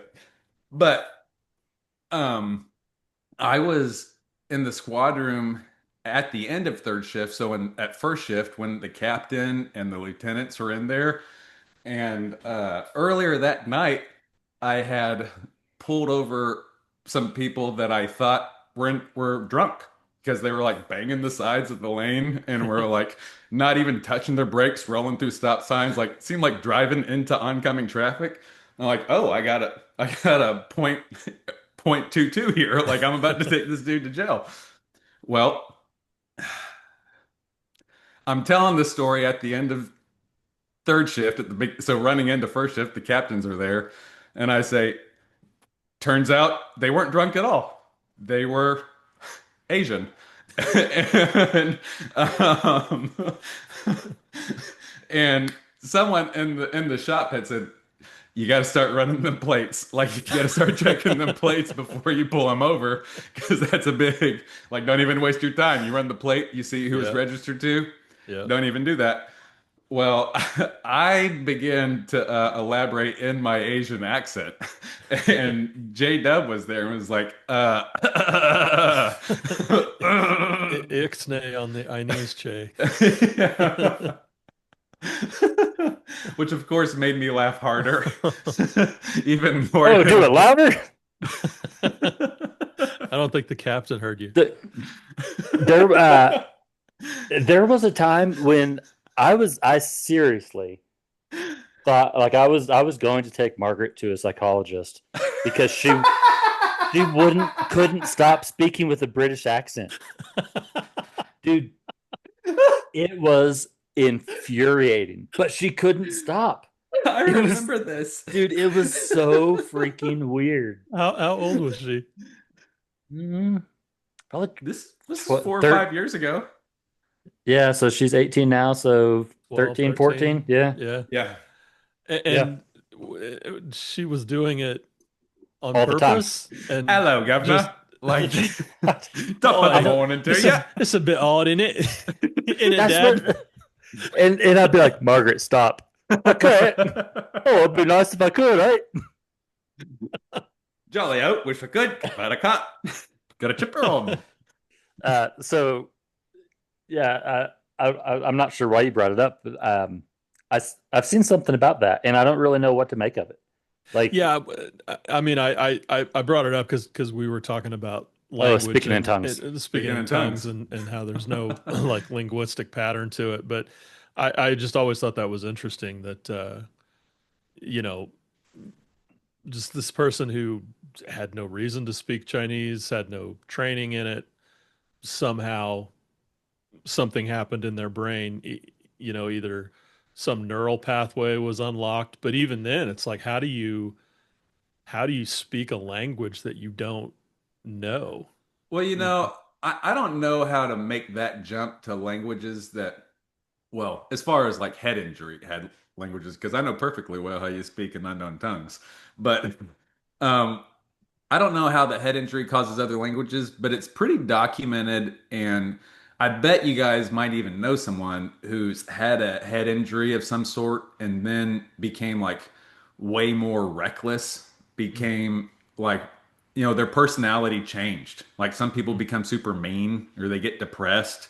Yeah. Uh, all of that is now pretty well clearly linked with CTE and CTE. Yeah. yeah, head injuries. I have a head injury from a rocket that landed about 20 yards away from me. I don't know what that contributes and what doesn't because I kind of always been like this, but maybe it did turn up a little bit around that time. But also around that time, I was separated from my wife. I had been seeing people getting blown up. Like I've been getting all kinds of trauma. Like Yeah. it wasn't one thing. Maybe I was Yeah. taking this malaria medicine, Hmm. doxycycline, that was causing night terrors, like Hmm. immobile night terrors where you Hmm. can't wake out of them. Hmm. But yeah, I had a head injury around that time, and that I know that people can change when that happens. Yeah, for sure. Roseanne Barr said she got in a car accident when she was like a teenager and got the Oldsmobile spike, like those hood emblems, was Hmm. like embedded in her head. Oh They had gosh. to like surgically take it out, and this was I think in the 60s or 70s Yeah. when this happened. And she said some pretty wild shit in her day. She did. She did indeed. Yeah. She did indeed. Speaking of, that's I think as close of a segue as we're gonna get. Right. Speaking of some wild shit, Yeah, speaking of some Speaking wild of shit, trauma, have you guys been looking outside lately? Have you been paying attention to the world? yeah, last week was a wild year. Yeah, September 10th, and I Yeah. guess like all that week Yeah. was pretty nuts. Yeah. 2025. Yeah. There was that Ukrainian girl. I don't know. I didn't even look into this, but I had been seeing posts about it everywhere. A Yeah. Ukrainian girl on a subway Hmm. that got murdered by a mentally ill man. Yeah. Um, and then Charlie Kirk got killed in Yeah. front of the world. Yeah. But in that same day, they voted to not release the Epstein files Yep. again. Yep. There was a couple other pretty substantial things that happened that's kind of escaping me. 24th anniversary of 9/11. Yeah, yeah. Yeah. Yeah, that and that Charlie Kirk video, that was uh that was horrible. That's gonna traumatize people. Millions of people seen something that they shouldn't have seen. Yep. Like that's one of the Absolutely. things they tell us about PTSD is like, hey, you experience some things that people aren't supposed to experience. Yeah. Uh, 100%. they're traumatizing millions and millions of people. Yeah. Uh, I had I don't remember if I told you guys this or not. I had decided I was not going to watch it. Like I had seen 50 links of this thing, and I just thought, you know what, I've seen enough. I've seen enough in my life that I don't need that image in my head. Hmm. And I was just kind of scrolling through a comment section, and somebody had taken the video and they made like an autoplay GIF out of it. And so I was exposed to it inadvertently because I had Yeah, decided I didn't want to see it. And as I was scrolling, like it happened so fast I couldn't avoid it. yeah, And that's probably, I mean, outside of horror movies, obviously, which, aren't real, yeah. that was the most awful thing I've ever seen in my life. Oh, really? Hands down. Yeah, hands down. Okay, well, that kind of answers the question. Had you ever seen anyone die before? Yeah, but not that graphically. Right. Yeah. I mean, I'd seen videos like, somebody gets shot in a stick up, or I'd seen a Yeah. video online where, some guys were fighting, and one dude pulled out a knife, and, you saw Open the someone guy. up. Yeah. Like But it wasn't like, I mean, a lot of times it's just kind of like super, like you just see a dark spot, yeah, if you see yeah, someone and get then cut. you saw the guy die, right? Because he's one minute he's okay, and the next minute he's like, "What's happening?" And then he's on the ground. Hmm. But this was the first time I had ever seen like 4K zoomed in video, Lots of blood. gunshot, blood, hands go up, and it He was just tense, like, he relaxes. He was probably dead yeah, before he hit the ground. I mean, it was this realization of like the psychic damage that we all took Yeah. just watching Yes. somebody murdered in the most brutal way. Um, and obviously, I had the same thought, Clayton, when I saw it. I thought he was most likely dead before he hit the ground, or at least he didn't. I would imagine probably didn't feel anything, Yeah. just because that was such a catastrophic injury. Um, Yeah. but yeah, man, it's I don't know. I mean, I haven't read any autopsy details, and I don't want to get super graphic, but it would mechanically and kind of biologically make sense that it blew too much of the computer out, or at least the base stem of the computer out, to where he was like it. I bet that was a reaction. His hands coming up was Yeah. almost nerves at that point. Yeah, there's a clinical name for that response, and I don't remember what it is, but I saw a video where somebody uh, sort of broke down the mechanics of the injury, and they Hmm. showed, like, that ballistic gel that they Yeah. use, like, so you can see as the bullet goes in, you can see what, like, the physics of what's happening, right? Hmm. And he was talking about Ballistic how, coefficiency. yeah, so he was talking about how when a bullet, or when any projectile is moving at speed, and it enters Yeah. um the human body, or ballistics gel, like, there's like a rapid expansion and then Uh-huh. a contraction, and just because of the geography of the neck, Lots of soft tissue. there's not enough room in there to absorb that. And Right. so the projectile goes in, expands, causes massive damage to the Yeah. major arteries in your neck there. Like, it's not a survivable No. injury. No. Me and Justin both know people that uh had been shot in a different way, and we had both seen it at different times, but like people we personally knew Hmm. that had been shot in a way that, like, if they were on the surgery table, if they were on the OR Yeah. table, there's just no surviving that. Yeah. That's somebody, one of the experts they were talking to this week said that Charlie Kirk could have been shot in the emergency room and he wouldn't have survived. Like, it was just too much. Well, not to offend anyone, but I don't think I need to. If you've seen the show long enough, I take a conspiracy. We talk about conspiracy stuff on here. Maybe Sure. not a ton on Garbage Boys, but I don't think there's anything against it. The There's a lot of, pretty much instantaneously, there was ideas of people conspiring in secret ways to kill Charlie Kirk.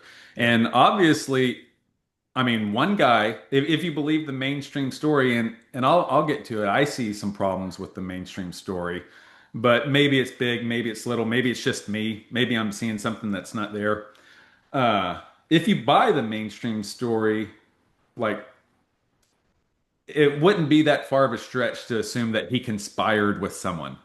Hmm. So, like, I bet I don't know where I was going to go with that, but there's a lot of conspiracy angles to this. The biggest hole that or the biggest problem that I have, a couple big problems that I have with the official story, is how quick they had that old man down, and he was saying, "I know my rights. I have the right to remain silent. I know my rights." Well, that's as guilty as sin.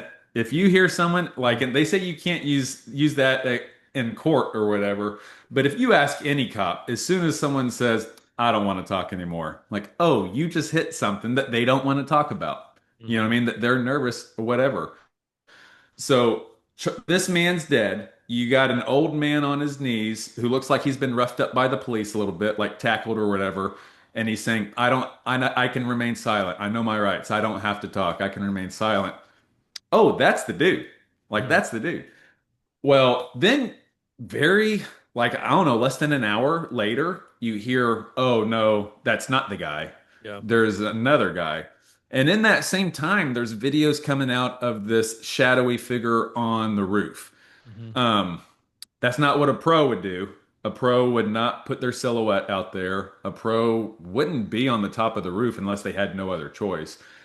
The best place to shoot from in a tall building is from the inside of a dark room, recessed inside of a dark room, preferably behind another piece of concealment.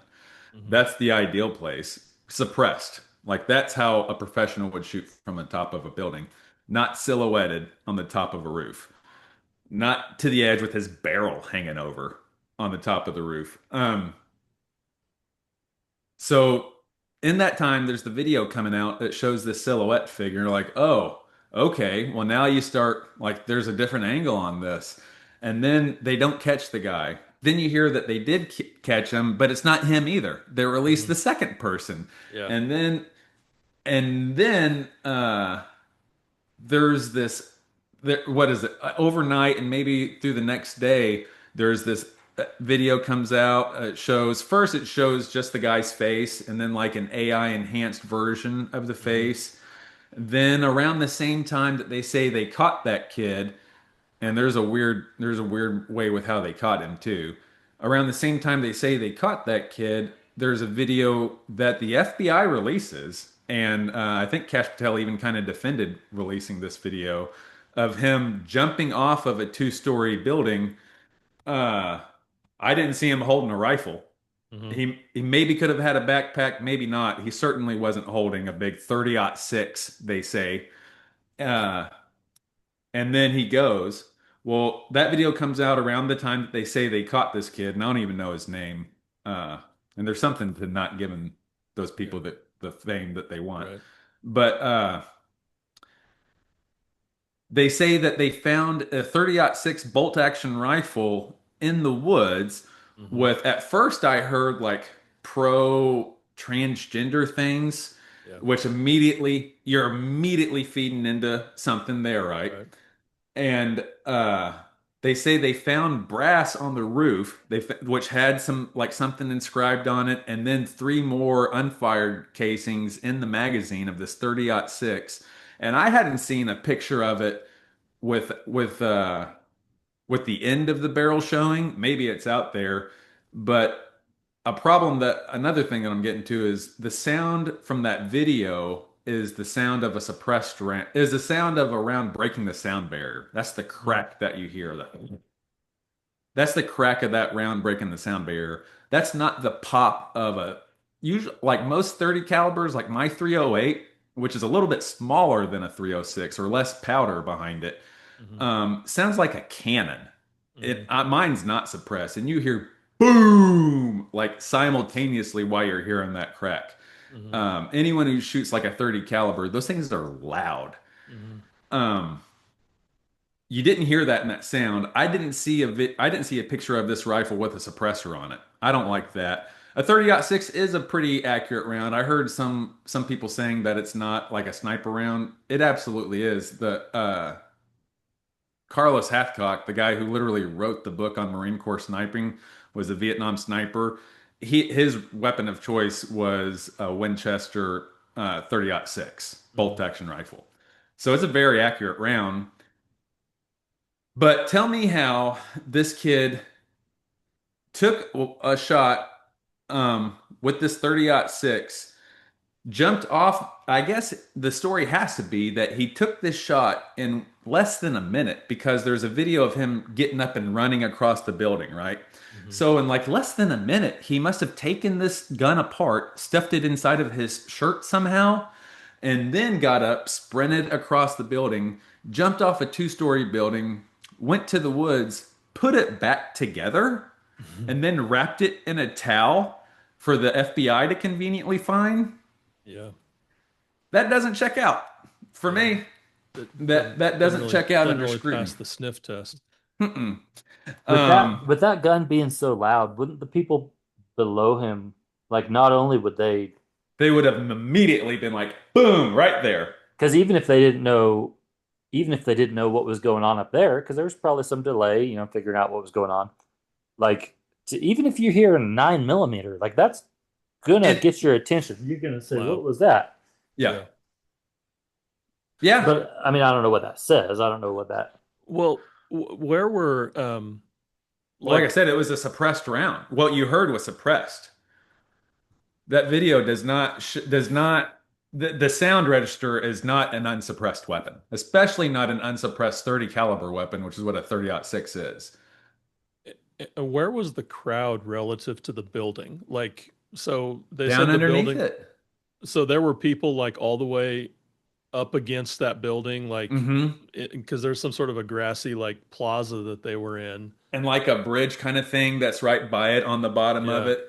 I seen a video of a guy looking at that silhouette before the shot had happened, but he's Hmm. like, "Oh man, look at that!" There's Just a guy on the saying, roof. What's he there's a doing up guy. there? Yeah. Yeah, Yeah. and in that video, there's people down at the bottom walking around that bridge and walking on that little grassy spot.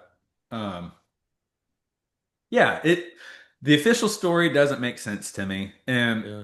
there's some other stuff that isn't as hard concrete that I've heard. Like I've heard tell of a plane that wasn't that had only has one registered flight this year, and it happens to be 20 minutes after this shot took place. And then the Yeah. transponder got turned off and then turned back on and then landed. I think I read that particular claim had been debunked, but I don't know the details around it. I know there was a ton of stuff that was going around, which is what always happens in Yeah, these I was gonna cases, right? say that one didn't get me excited because Yeah. it wouldn't surprise me to hear that one debunked. But there's all, there's like this kind of like they call the fog of war, right? Like, so there's all this stuff that's happening all at once and this chaos, and then you got to kind of you got to sort through it all afterwards. But I think part of the problem, I think, is just that because um, there's just such a sense that the administration right now is just so inept and so incompetent and so they had such a vested interest in the narrative being a particular way that anything that they say is going to be suspect to a lot of people. Yeah, I listened to that Tim Dillon podcast today, and you with know, Max with Blumenthal. Max Blumenthal, and Tim Dillon at one point said, if Charlie Kirk was investigating a DoorDash credit I was trying to get, I don't think I would get my $11.59 back. Yeah, And then so you see Cash Patel up there with his deer in the headlights look, and honestly, like, you know, uh, I this think kid's he's misdirection at this point. I think he's almost misinformation. he's just a useful idiot that they put there to be the Absolutely. figurehead while somebody else is actually running the show in the Well, background. they It's the might only even thing that really makes sense. give him the keys to the kingdom. They're like, "Yeah, go ahead, idiot, run this thing." Knock Like, yourself out. yeah. Yeah. Um, yeah, he's just wonky. There's the weird cultural spin that is almost like not I'm almost hesitant to even bring it up because there've been so many different angles. They say that first you heard he was a far left guy. Of And course. then you hear, he's a Nick Fuentes He's a Uber, groiper. Yep. yeah, a Groiper, whatever. And then you hear, oh no, actually, he's living with his transgender furry boyfriend. Right, right, You're like, man, you guys sure cannot make up your mind. And right. all of these things are very emotionally and Yep, politically charged. yep. Like, I'm kind of gonna have to bow out of any assumptions or Yeah. any narrative right now as far as that. Which I think, Bill Maher kind of touched on his show, and I haven't seen the whole thing. I saw this exchange with him and Ben Shapiro, and Fuck Ben that guy. Shapiro, dude, Ben Shapiro is the worst. But uh, Ben Shapiro goes on Bill Maher and he says, "Well, the one thing we know, Bill, is this guy was a leftist." And Bill said, "What? We know what?" And Shapiro's like, "Yeah, I mean, we know that he's a leftist." And Bill Maher's like, "Ben, we don't know shit because Yeah. everything that's been said about this guy up to this point has been proven false. We Hmm. don't know anything. It's too soon." And just the idea, and what really pisses me off, and I hate that it's like this, but as soon as it happened, I mean, as soon as it happened, I thought to myself, they're going to blame this on a trans person or an Yeah. immigrant Yeah. because that's what serves their narrative, and they will bend over backwards to find anything that they can tie tangentially what in the smallest way, and that's going to continue to drive the narrative regardless of what has been proven, regardless of what evidence exists. And you even see that now, like, JD Vance hosted Charlie Kirk's podcast today, and he was talking about how this violence is caused by radical leftists and their agenda. And I'm just like, explain to me how. I just want to understand how you're getting there because I don't see it. Hmm. Yeah. I I know that they will have a spin and like they'll have a picture to paint. You know what I Sure. mean? Like and they have time tested propaganda things. Yep. That's what makes me give it such hesitancy is like, hey man, we've caught them in lies about every single thing. Hmm. I don't believe you. And if you say it's one thing, I'm almost inclined to believe it's another at Yeah. this point. There's almost no explanation at this point that's going to be satisfying because you're not going to have any confidence in in in anything that they Well, you say. know, it wouldn't surprise me, and I think they're already starting to do this, and I think to the far right, they use the transgender thing, or to the right, period, or to society. They'll use the transgender thing to say to use as evidence, like even though that's not, yeah, even though that's not him, like that's Mhm. you're saying that he has a partner that he lives with Right. that might be whatever. Um, they're gonna use that as part of saying that he's mentally ill, and it Sure. wouldn't surprise me. Like you're already hearing it, a whack job, kooky, blah blah blah. Um, it wouldn't surprise me for him to get his mind fried Jack Ruby style.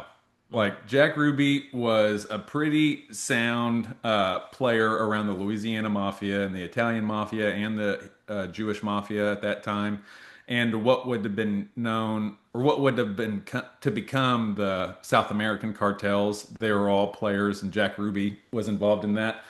Well, Jack Ruby killed Lee Harvey Oswald after he killed JFK, and there was I can't remember his name right now. I wish I had it, but there was a guy from MK Ultra that was also like one of Manson's handlers. That was a pretty well-known CIA chemist. Came to visit, like signed in on the ledger. Came to visit Jack Ruby in the Louisiana New Orleans jail, and after he left, Jack Ruby had his mind fried. Like couldn't speak Mm. English. Was like incoherent at that point. Wow, I don't think I've ever heard that story before. Yeah. Well, that yeah, he was mentally unfit to stand trial after Interesting. that guy visited him. It wouldn't surprise me to hear that this kid, like the Aurora theater shooter, like they're gonna Mhm. say, "Oh, he's baked out of his mind. He's just a Mhm. kooky loony pants." And like Lee Harvey Oswald, there's a lot of so much circumstantial evidence that it's almost passes the veil of I think it passes the veil of circumstantial evidence like so much though I think Lee Harvey Oswald was probably did shoot at JFK but wasn't the only one. There's actually a lot of people who think that he was shot from multiple angles simultaneously. I think Oswald was the patsy. This kid's probably going to be the patsy. I Mm. think he is. And I don't want to. There's a ton of theories of who this kid would be a patsy for, and Mhm. that Tim Dillon podcast kind of talked about it. And it's man, it's just so much to digest. But even that could be like in this conspiracy, whatever. Just thinking of how these people are evil. Like Mhm. you don't even, I almost don't even trust that. Like maybe Yeah. that's a psyop. Maybe you're trying to throw me off on what's really happening by suggesting it's the Jews, by Right. blaming everything on the Jews. And I'm not a fan. I love. There's not a group of people that I have any bad feelings about, but the government of Israel, Netanyahu and his party. Uh, Very important distinction there, yeah, by the way, between the Jewish people and the government of Israel, right? right. But that's what like the memes and the societies are going to say. The Jews did Sure. this. Yeah. The government of Israel, the Likud party or whatever, Benjamin Netanyahu, I said earlier today, if there was an antichrist, it would be Benjamin Netanyahu. And I kind of think he fits the bill from the book of Revelation, to tell you the truth. Yeah. But yeah, him. that party, like there's allegations of them they talked about on that podcast, and I've heard so much more worse.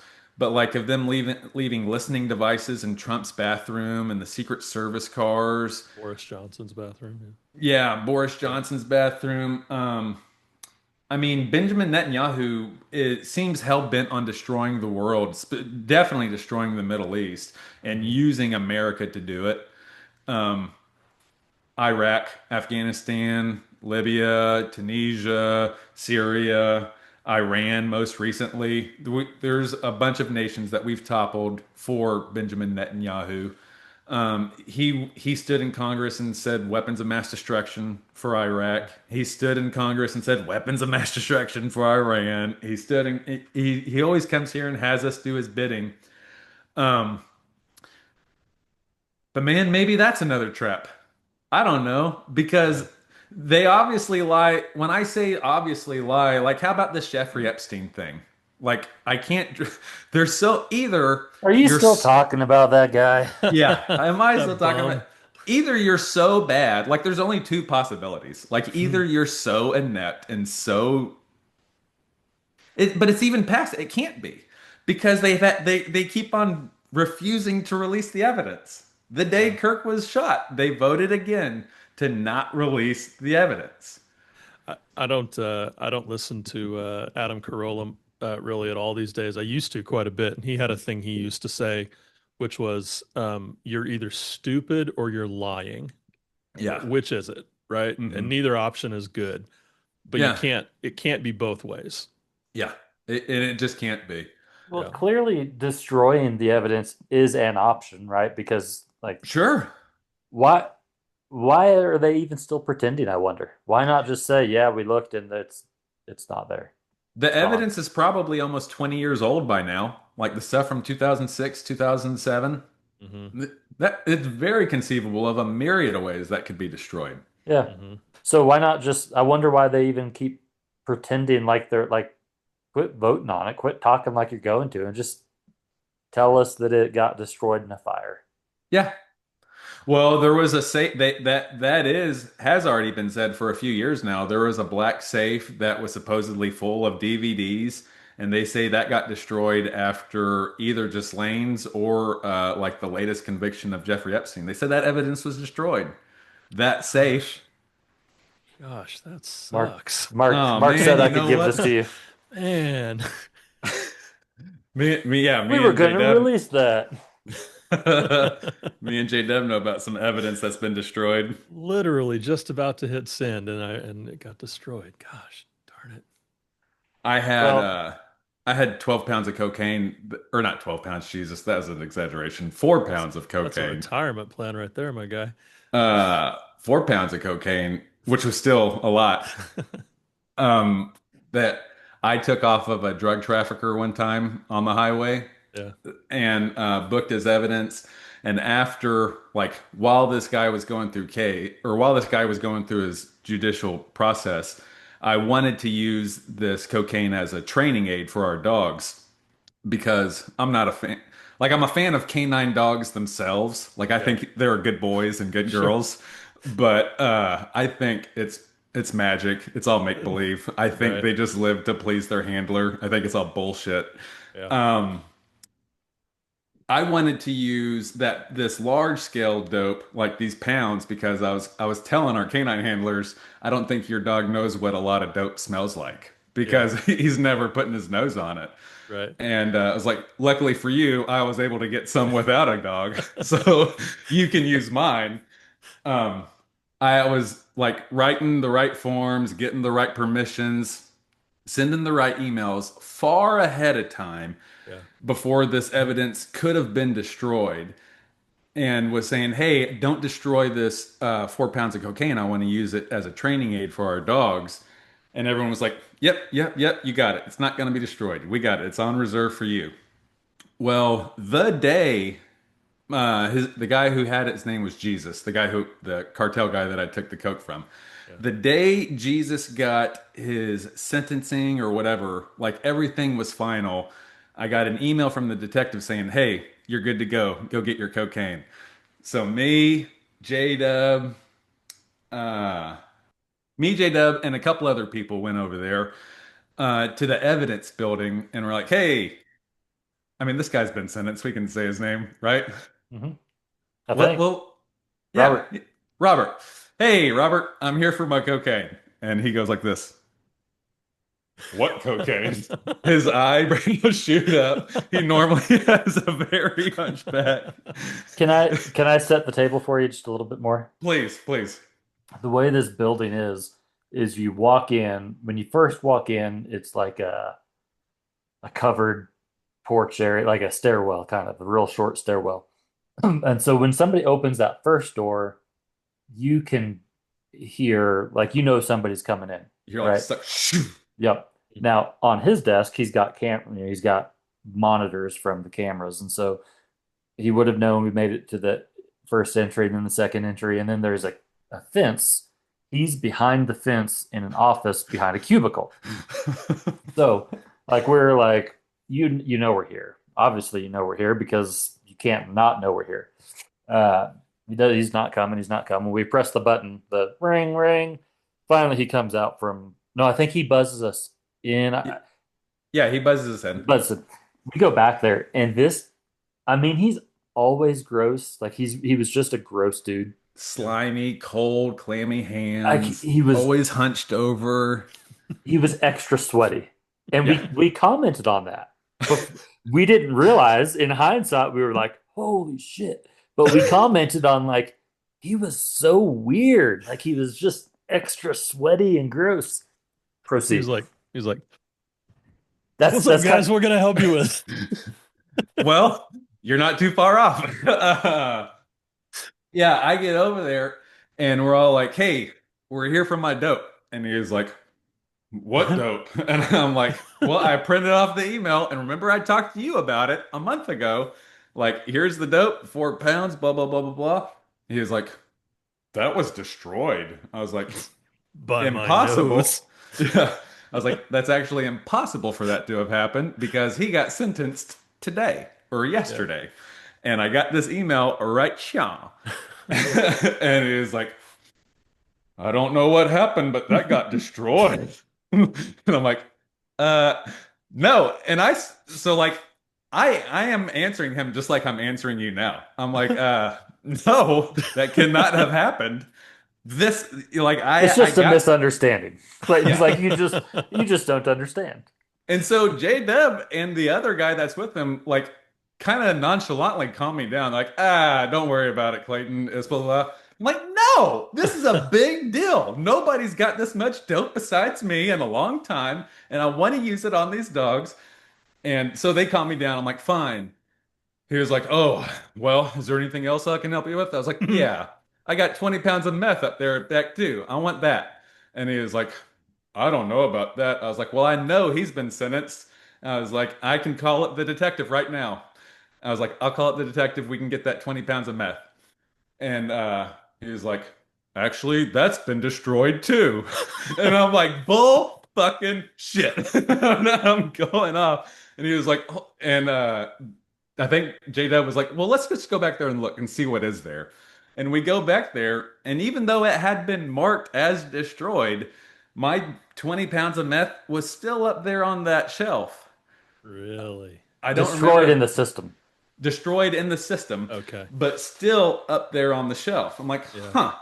And so J Dub and the other guy were like, "Hey, let's just go do the paperwork for that. Like, we'll use that. It's okay." Yeah. Blah, blah, blah, blah. I'm like, "All right." And as we're leaving, we're walking out of out of the property and evidence, and we're like, "Man, oh, we had been studying. We're on the interdiction team, the interdiction and the canine team, and one of my big tools was looking for signs of deception. Mhm. Really, every cop should be doing that. But on the interdiction team, like, we really looked on that, especially if you wanted to operate on consent, which is what I like to do. I like to talk people into giving me consent to search their car. I was okay at it. Uh, you pick up signs of deception. As we're walking out of there, like, man, he displayed every single sign of deception. Boys, I And think that this guy might be lying. well, and what's really crazy is that was the last we talked about it. We're like, oh well. Well, What are you gonna do? I remember saying though, I remember joking, I think I know where the cocaine went because when it became a deal, I was like, oh, I wonder if they heard that on the camera. Because the issue was like we didn't report it because what is there to report? Like the Right. he's acting There's weird there's because no he's a weirdo. yeah, he's always weird. He said some fucked up things because he's a weirdo. Like Yeah, weirdo's gonna weird. so then fast forward a couple months or whatever, they probably that probably is maybe what started it, I think, was I thought you said something to someone. how did it I go? had heard that you'd The, said something to someone. yeah, I don't remember. I know that that part of it became a major deal, but I feel like the thing that's very first started it was His a girlfriend got victim kidnapped, or his girlfriend got arrested, right? yeah, and I think she snitched on him. She rolled on him. Yeah, because Mm, what he was doing is he was using some of it, but he was also selling it, or Oh. somebody else was selling it for him. He Because had a prostitute stripper girlfriend right, that which made a lot of sense. As soon as everyone heard that, they're like, "Yep, that checks that out." tracks. that's That it. That's tracks. it. He had a It's it so happened though that she was connected to a major, at least at one time, he was a major dealer in Wichita. Really? Yeah, he was. She was connected to a player, and so Yeah. then you've got this guy who's just kind of a Milton kind of Yeah. character. Um, I mean, he's just getting used and abused and like getting them whatever, Yeah. She's like, whatever they "Honey, can you get me a knife?" Oh yeah, yeah, yeah, was. yeah. Can Was she? I don't know. Was there video of her back there? I thought so. I feel like there was. I thought he brought her into the building. I feel like he Was And he did. not there's aware? Was he not guns. aware that there were cameras Yeah, back dude, then? he's in Like, charge of it. He's in charge of it. okay, so maybe he thought he could control the footage or He's something. playing loose and wild. I think it got away from him. Yeah. Yeah. But for years he had been playing pretty loosey goosey because he, a former deputy, uh, was the only real guy in charge of property and evidence. He had a henchman with him that was kind of unknowingly helping him in certain ways. I But would say lowish yeah, IQ. Yeah. lowish. Yeah. Yeah. Um, Maybe that's not true. I don't know. yeah, but you definitely could. I definitely knew that the guy who helped him didn't know all this stuff that was Yeah. going on. He got like a James Bond gun. I think that's what he got in trouble for. His partner Yeah. is Robert let him keep a gun that had been used in a crime. That Jeez Louise. that was marked for as destroyed and said, "Hey, I tell you what, you just marked this thing as destroyed. You can keep it." And so that's what they did, Yeah. and that's what the other guy got caught with. Interesting. So, I mean, like the way you're describing this guy, this Milton-esque character, like the the narrative in my head, right? I'm playing this little movie in my head where Okay. he goes into a strip club. Uh-huh. He's got some dope. He's got some maybe some cash or something he's got. He's throwing some money around. He gets the stripper's attention, and she hooks onto him because she realizes, oh, hey, baby, what do you do for a living? I work in the evidence locker of the Sedgwick County Hmm. Sheriff's Department. And she starts putting two and two together Yeah, and Hmm. realizes that she, bats her eyelashes at this guy a few times and he'll give her as much coke and meth as she wants. yeah. And then she's got her other boyfriend who's connected to the cartel or whatever. And then Who's the real deal? they start thinking like businessmen. Yeah. And Hmm. yeah, that could get out of hand real quick. Yeah, you got it. Especially if she's still feeding him his ego, like, "Oh, baby, come on," and takes Right. care of him whenever he He needs. doesn't care what she does at the club because she comes home to him. Hmm. They had found ju- there was like this whole task force after this big debacle. They literally had to go through every piece of evidence in Oh, this building. yeah. I was hand selected to work on this special assignment. Oh, what an honor. You What know an what it honor. was? It was opening every and we're talking every package. Yeah. In the history of the Sedgwick County Sheriff's Office, there was some evidence back there from the That 60s, Yeah. that's 50s. that's where Bean Dip came from. that barrel that I was talking about a couple weeks ago. Oh Yeah, yeah. that was part of the whole thing is clearing out everything that's no longer needs to be used. So did they find a lot of things that had been marked destroyed but hadn't been physically removed? Wow. Uh, well, One. what they found was they found a lot of things. They figured out what they were doing, Yeah. and so there was a lot of stuff that was missing, and Hmm. then you also have there was stuff that was marked destroyed, but that was also missing, and you're like, well, was it destroyed or was it consumed or sold? Who knows? Yeah. Um, but that Those chain of custody issues can man, you could end up with a That's lot what of the DA mistrials. was so hard on about. It Yeah, was like, dude, we could have to be letting people out of prison. We yeah, could absolutely. we could Yep. be forcing but murderers out of prison. Yep. but I don't know that ever. I don't I don't know that while I was still there because I was there for a couple of years afterwards. It seemed like that never really caught on. People never really. It sounds like the sort of thing that would be kind of a national scandal. Like the way you guys are describing it, I'm like, man, why didn't I hear about this on the Dude, news? I Like, talked about this at a training in Oklahoma City, like a couple years after, yeah, like because it was a big deal in Wichita. It was on the news every night. I mean, okay, Wichita's got some. There's some important evidence in that Yeah, yeah. building. I mean, some The big the shootings. BTK stuff, right? we've had some cases.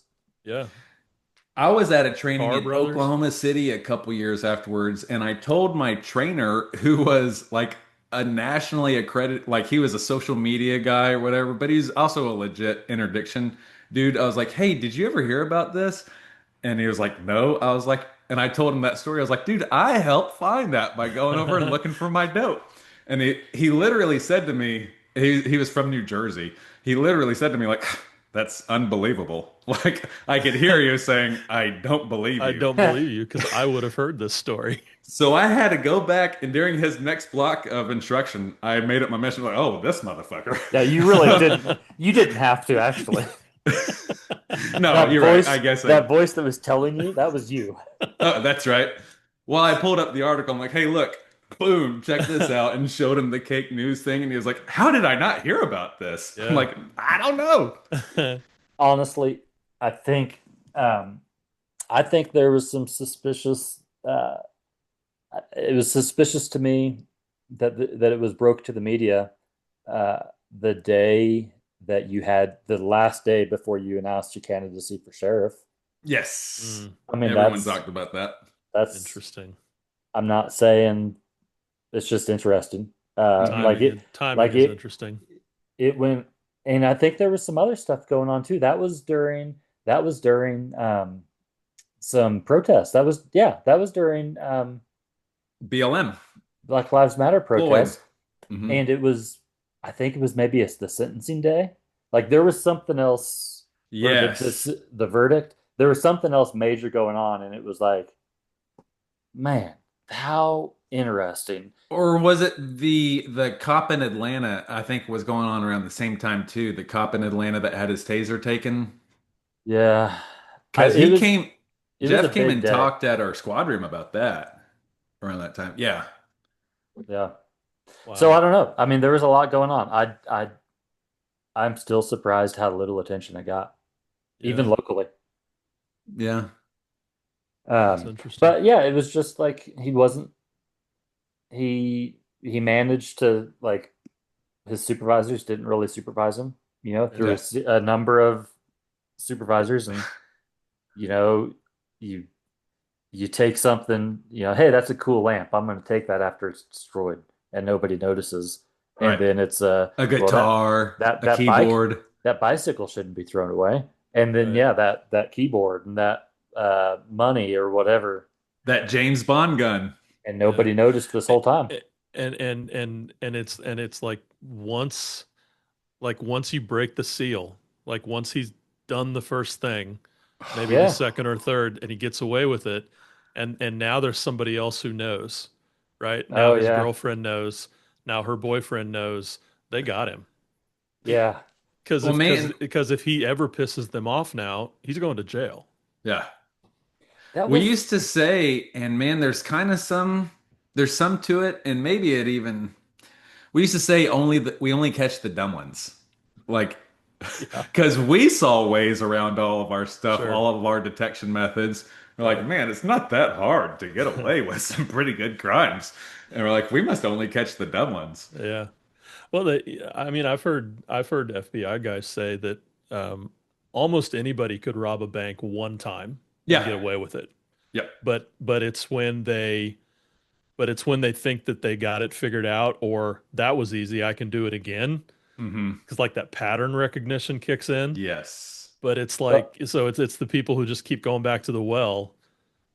Well, what it's are you gonna say, J I Dub? think you said something about this a couple weeks ago with violence. Like once it's in somebody's playbook, Yeah. Hmm.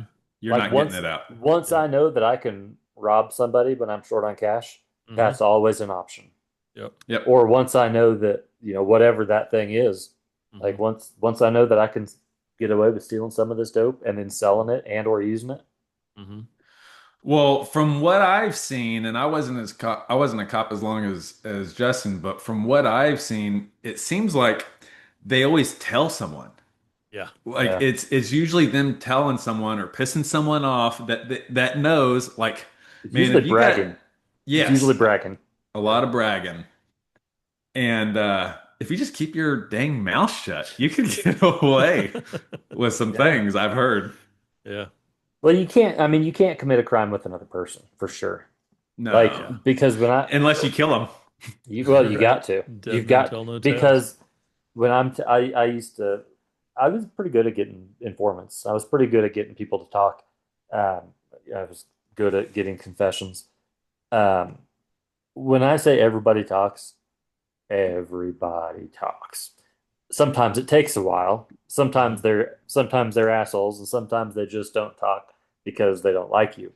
But in terms of like I was shocked at like just go at them, just see what they'll tell you.